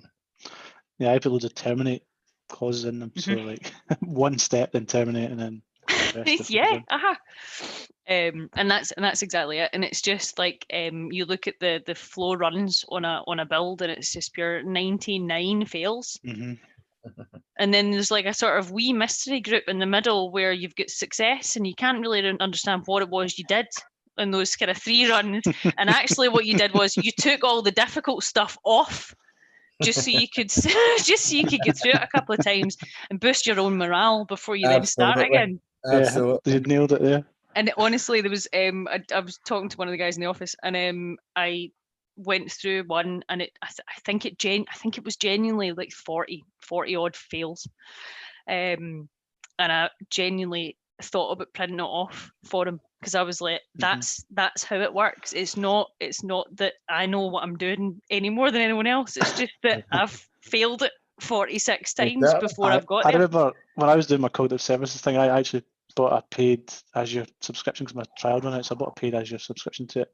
I didn't really know how much it cost, but it was Oh, over. no. It was over New Year, and I was just going, yes, I need to get this. And it was just fail, and I was like, oh no, this is going to rack up. You know, I don't know it was going to be hundreds, but I knew it was going to become maybe close to 100 quid. I didn't really want to pay 100 quid just for to make That's a YouTube wild. video. But I looked at it and it was like 7p because it was just so cheap. Because they just kept creating the transcription, but the service was just so cheap. That's amazing. But I thought this is going to cost me a fortune because a transcribed service, it was transcripting audio, speech to text. Now the transcription service is quite expensive, and I was like, I just kept feeling, I was like, oh, this is going to cost me a fortune. I'm going to be depressed about this. Yeah, it was like 7p. Like 103 fails, 7p. Yes. For 7 pence, that's a Something bargain. ridiculous. It was so cheap. It's something again like That's minuscule. amazing. I mean, I don't know if it was as little as 7p, but I'm sure there was a 7 in there, and Aye. it wasn't there. It wasn't a quid.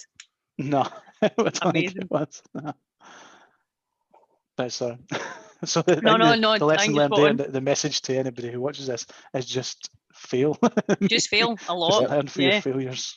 And genuinely, as I say, try and go one step too far. Because then you've got that output, you've got that message. Because then you know how to structure it. Even if potentially it's just about you going, what have I missed? What have I not done? And the beauty of this is a copy, yeah. The beauty of this one is because it's actually not going to do it now.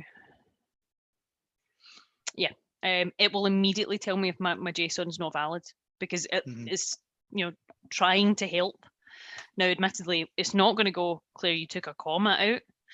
But it is going to try and help me to formulate that in there. And again, if you look back at the kind of previous step around pasting out that JSON that was provided, you've got a template up there. You've got one that was generated by a designer. You know what I mean? You can go kind of 3-4 steps up and validate what you've got there format wise against that to see potentially what it is you're missing. Again, not a technical person, so this is kind of, I was going to say borderline my limit, but this is kind of getting towards my limit. This is not my comfort zone at all. So it can be done, and there's plenty of documentation out there. So fundamentally what we're doing there is we're just hitting that trigger up to Azure and we're saying, look, I have this guy who wants to join this team, so can you send that email invite, because I don't feel like doing it anymore because I'm too lazy or too time sensitive to be doing this 47 times in less than a day. So let's sling that information up there with that send invitation message true and trigger that email. Now that pretty much immediately will give me the information that I need to be able to do what I actually want to do in the end, but I'm not needed for it because fundamentally I've done the one thing that I had to do, which was to confirm that that information that was in that form was valid information. So jumping back to that presentation then, having done that, we are now officially almost at the end goal. We are almost at the point where that user is in fact a member of that team. So we are waiting for them to click on that link within the email that they've been sent by Azure. In the meantime, I can actually start to use that information. So within that flow, I can automatically add them into the group. So I've immediately got them. So I know what group they want to be in. I can put that in there. And that is another couple of trims on the string. So again, we've got the output. So the response message from the Graph API will be, right, okay, I've sent your invite to this person with this ID, and so I can skim that ID back out of there and I can go, right, see, take this person. Having taken the front and the back of that, so I've got my good of my user, and I'm going to put my good of my user against my good of my team. Simple, as simple as that. Highlighting, just can you just show us that first function? It's really Yeah, not really for my benefit because that's I think I've used that quite a few times. Yeah. And I think it was Lesbianisford done a video on it. That they're really handy for anybody who is watching Yep. in live or on recording. The two functions there are great. Absolutely. So So put them in your notes somewhere. absolutely. So you're what you've got here. So it's probably worth looking at the one with the real words in it rather than the good, right? So this one's the name. Okay. So in here, it's classic Excel formula build for anyone who doesn't necessarily hang about in Flow every day. You've got a split. And what I'm splitting is the output of the email body, and I'm splitting that by a parameter that I've identified as the word name. But what I've got is not only the name, but I've got the name, the colon, the space, so that when I break the data set at that point, I get everything after that by using the last function. So the last is giving me everything after my variable. So that's my split and my last used in combination.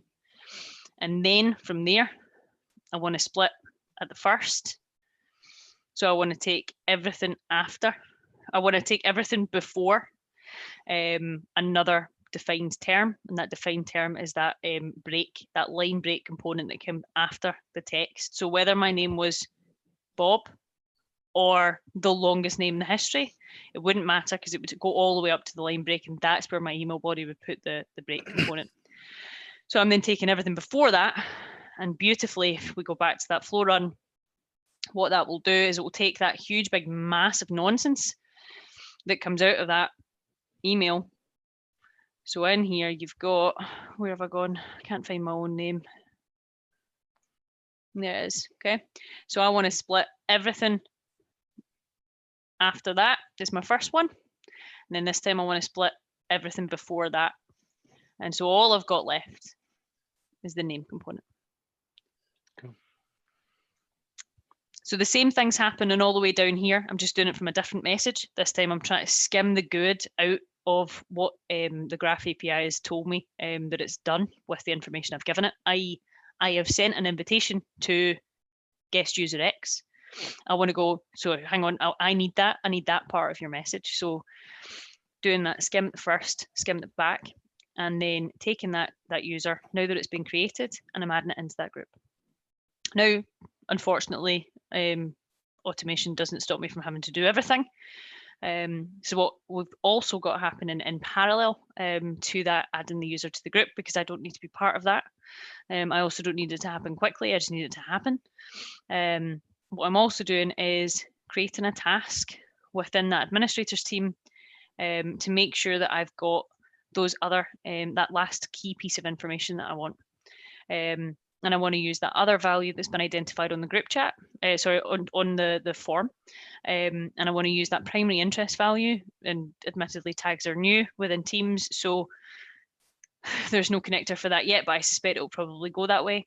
Those tags exist. So what I want to be able to do is say, this person registered with this particular type of interest. So let's create a planner task within that team, again, so that my end user, my tenant admin, my super user, my person who I'm building this for, never has to leave their application. They're just getting tasks in, and therefore they're doing everything within the application that they live and work in. So sending that planner task out, once that user exists and they're a member of that team, to say this person needs their tags updated to become both a member and also with their primary interest that they've identified on the website.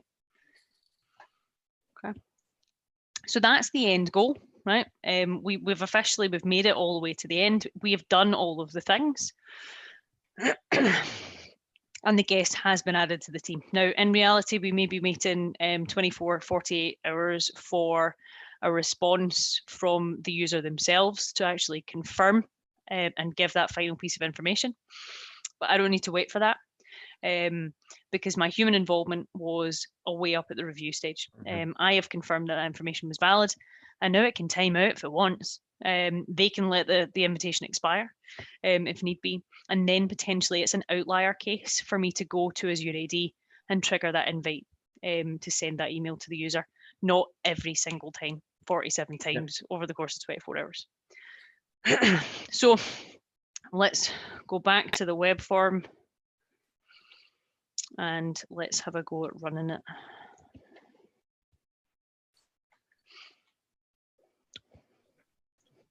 So solutions and flow as well. Doesn't really make any difference where you are anymore. They're all the same. I'll keep the name of that solution under wraps and we'll talk about that another day. You Dynamics focus on your solutions. We love a solution, so we do. Oh, yeah. Some of us don't, but yeah, that's they're true. the ones that you want to avoid. Well, exactly. Right, so I'm going to do that. That's the first. If there's any clients or users watching this, I would say if you go into on the first day of build, go into your test environment or your dev environment where your partner's doing your build and look for the new underscore.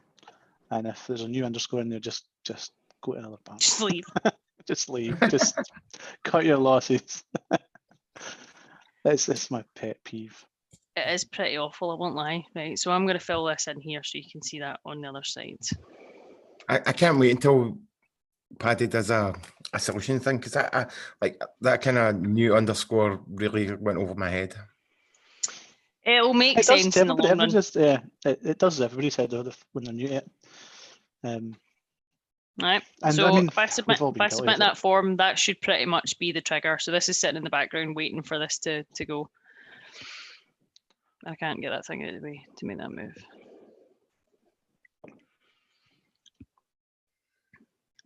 All right.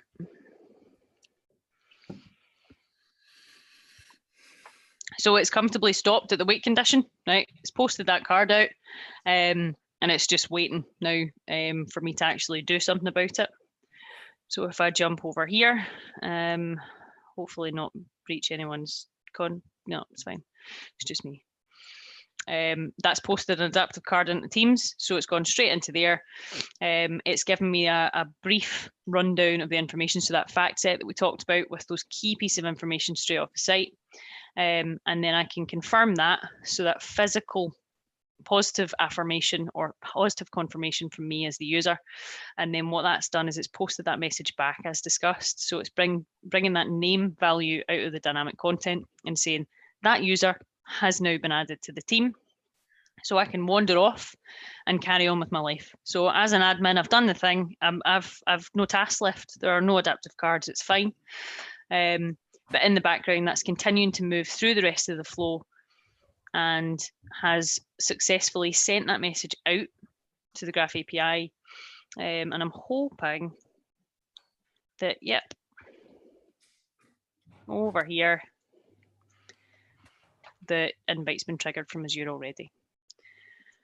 So all of that done, I've still got my tasks and planner that I as an admin can do.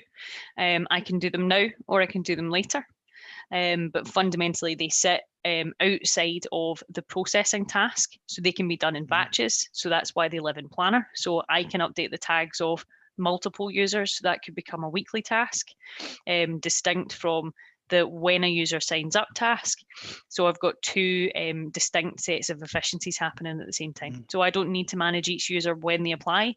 I also don't need to write anything down about the user because I'm not going to forget the information because it's built into the task. So again, you can see that within the team site, which I may well have lost, frankly. There it goes.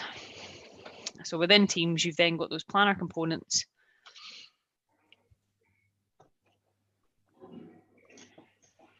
And those new members come straight in here with those member tags and the community tags from that form. So I don't need to remember it right now. I can remember it later and I can do all of those tags at the same time. Awesome. So all of that said, we've reached that end goal. And we have got that guest added into the team with the least amount of hassle for me as the admin, but also the least amount of faffing about for the end user. Now, if we could automate that kind of confirmation process and speed that up a little bit, that'd be ideal. But I don't think we've had anybody waiting particularly long, so I think we should probably be fine. So we've gone all the way to the end of that process, and it's now pretty much lightning quick. So I can fill in the form, and I'm pretty much getting the email instantaneously. And I, as an admin, can in theory log in 3, 4, 5 times a day, and I can just confirm batches at a time. Yeah, I can vouch for that. I researched it myself today. Yeah. Yeah, me just too. to understand it. Even though I John wasn't supposed to, I got one. Nice. Yeah. That was really nice and smooth. That's awesome. All So, right. just a few questions off the back of that, and this is just something that I'm more of a personal interest, and again, more for the people listening to this, and functional consultants listening to this. How important do you think it is for functional consultants, or what point in the functional consultant kind of career should they think about looking at? I'm not going to talk about Power Automate because they should look now, but they should think about the Teams integration and the not so much Graph API integration, but even just think about the Graph API integration. Think about that whole Microsoft ecosystem. How early should somebody be doing that? What level? Yesterday. I wouldn't yesterday. Yeah. Because I would say I wouldn't expect a junior consultant to think about that, but certainly, but certainly as a functional consultant, you need to at least know about it and how at least we should really be building those kind of integrations as well. Yeah. Well, do you know this is kind of what I was talking about at the very beginning of this call, about it's impossible just to be a SharePoint guy now. And it's the same principle for you guys. Like, it's impossible just to live in. I think the problem is it is still possible for us to just do our thing, right? We can still live in a silo. We just shouldn't. No, right. Okay. No, absolutely not. Yeah, I mean, I think I try to stress it to again, just in conversations I have, that learning about these things is something that you have to we have to actively do. I mean, I've only really just started with, well, Power Automate, maybe about kind of, I've used Power Automate, but really just to replace workflows. And then it was only really that kind of before, maybe about this time last year, that I really started using it in anger. And that was when I thought, actually, hold on, there's more early learning curve. It's not just for replacing workflows. I can't emphasize that enough to any kind of functional consultant that maybe thinks it is, and that they'll because I did think it. I thought this, I'll just do this as part of my job. It's just a replacement for workflows. It is not that at all. I learn from my mistakes rather than your own mistakes. There is a learning curve to it as well, but it's worthwhile learning curve because definitely. Well, it's incredible. I think when I worked with Paddy, we done a wee test to see how many different technologies we could connect together. So we done, I don't remember with Paddy, but it was an email came in and that sent a message or created an item in SharePoint, which then created an item in the common data service, and it was just a wee test to see what we could put together in half an hour. And when you think about historically, I was a developer who coded, and that would have taken months, to connect all these technologies together, and all of a sudden we're doing it in half an hour. It's incredible. Yeah, we got to be connected, didn't we? We got a connector for something. That's right, yeah. What was it again? I can't remember what it was. But yeah, we tried to just basically we were just kind of bored at lunchtime. So let's see how many things we can connect together. And then we'll do a custom one, which we'll just pull the connector for. And but that's what people should be doing. That's what absolutely. If you're a functional consultant out there and you have not used Flow in Anger, or Power Automate in Anger, Power Automate, slap myself in the wrist. Then do it, and like you said, do it yesterday. And I think in reality, so from a project perspective, as functional consultants and as juniors, in theory, your solution architect should be providing that level of oversight. They should know the environment well enough to be able to give you direction as to which part of the platform should be used for which part of the build, so that the right product's been used to deliver the functionality that you need for each part of that process. So you should, in theory, be given enough guidance to be able to go, you are going to use these parts of the environment to put together your build, be that Teams and O365 or whatever we're calling it now. And model-driven applications built on CDS, but maybe not Dynamics this time, and so on and so on. So you should, in theory, be able to infer that from your SA. However, if you ever want to be an SA, you should really be starting to make those decisions or starting to have those thoughts in advance. And that's where I think that's key. And where I think the juniors really provide value is that they're more likely to try out some of those applications before us. And actually be able to go, well, do you know what? I think this one actually would be a better fit. And it's maybe not that they get it right every time, but they're more likely to go, we could try this, or we could try that, or we could try this. And actually being able to look down as well as up to say, well, why do you think that's a better fit? Yeah, because they don't have that kind of historical baggage Correct. of, well, this is how we used to do it. Correct. Yeah. So, but of course it's an email, because we would always trigger an email to say we've done the thing that you needed it to do. It doesn't need to be. Yeah. But actually, just because we've not necessarily had access to those, particular tools or particular applications, we maybe don't have the same exposure. So actually looking to the juniors as well, to get that guidance on what is available, that we can at least try, because it might be that it is exactly the right call. We just don't know yet. No, I love that. That's really good.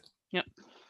So I think fundamentally, I had one last slide, and it was to tie those things in as well, to say that that's one task that I cut off before it became a repetitive task, but in reality, given some thought to that's triggered off the email connector, it's triggered off the Outlook flow connector. So anything that you can find that has any degree of repetition, where you're asking yourself on a regular basis, am I lazy for being annoyed at this task? So does it happen on a schedule? Does it happen on a frequent basis? Does it happen frequently but without any kind of schedule, so you can't forecast demand? Where actually, if you could just use flow to be a safety net, to be a barrier, to actually catch activity tasks until there are 15, and then you can potentially sit down for 1 hour and deal with 15. Now, it may take 1 week to get 15 on the first run. It may take 3 weeks to get 15 the next time. But using flow to actually gate tasks before they hit you, so that when you're using your time to do those things, that's under your control, because you can't stop them coming to you, but you can change how you deal with them. If there's any degree of consistency, so I've thrown some examples floating around the outside. So my business Uber receipt report that comes in every month that I basically ignore because I hate having to dig the information out of it. It's consistent. Okay, it has those same parameters that we've used in that first trigger. So it will have your trip ID. It will have a pound sign somewhere that tells me that that's probably the value of the trip. It will have a date value that will have a timestamp, and I can use that to pull those information out. So I could, in theory, be pulling them out into a format that would allow me to copy and paste it into my expense format.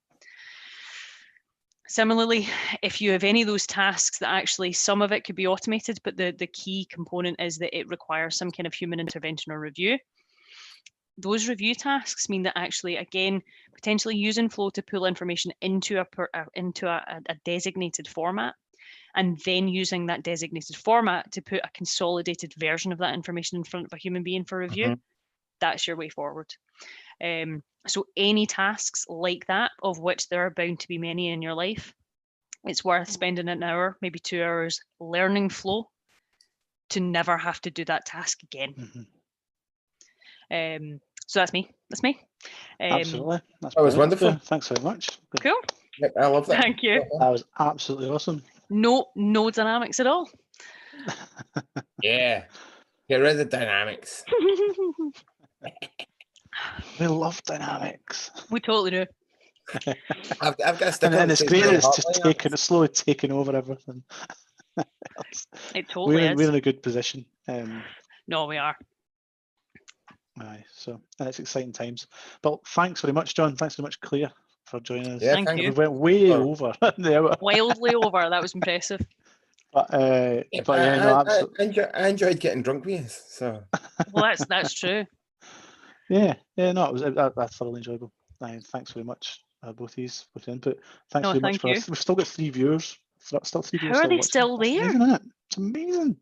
And like I said, last the last time we didn't promote at all with one viewer, which was Joe Abbott. So shout out Nice. to Joe for jumping on. He's a Joe was legend. my first boss, my first CRM Oh, boss. really? Aye. When I first got a job as a partner, because I worked for a Microsoft guy, and I was a CRM user, and then I went to work for a partner. I did a few CRM implementations as a user, because one of those Wild. situations as you do. And then my first job in Portishead with a gold partner with Joe Abbott was my first With boss. Joel? So that's interesting, aye. And that was down in Bristol, wasn't even Aye, he's down that not way. even up here. Aye. So he was a live view last week, but we got like around 44 views or something replays. So Amazing. I'll put some. I'll have to watch it back and put some timestamps in it, Aye. and I'll get it posted. No, it's going to go live now. It's for people to come and Cool. watch. Well, thank you so much for having me. Thanks very Oh, much. I think you should be on Anytime. Every week. John's put himself out. You're doing 2 next week, John. You're doing. Aye, yeah, you do too, and we'll just like eat pasta and watch. Perfect. It'll be literally no bad. That's what we need. Yeah, cool. All right. Well, good night and have a good Easter weekend. Good night. Good night, Thank you, once everyone. See you later. Cheers. See you Bye. later. Thank you. See you later. Bye. Bye.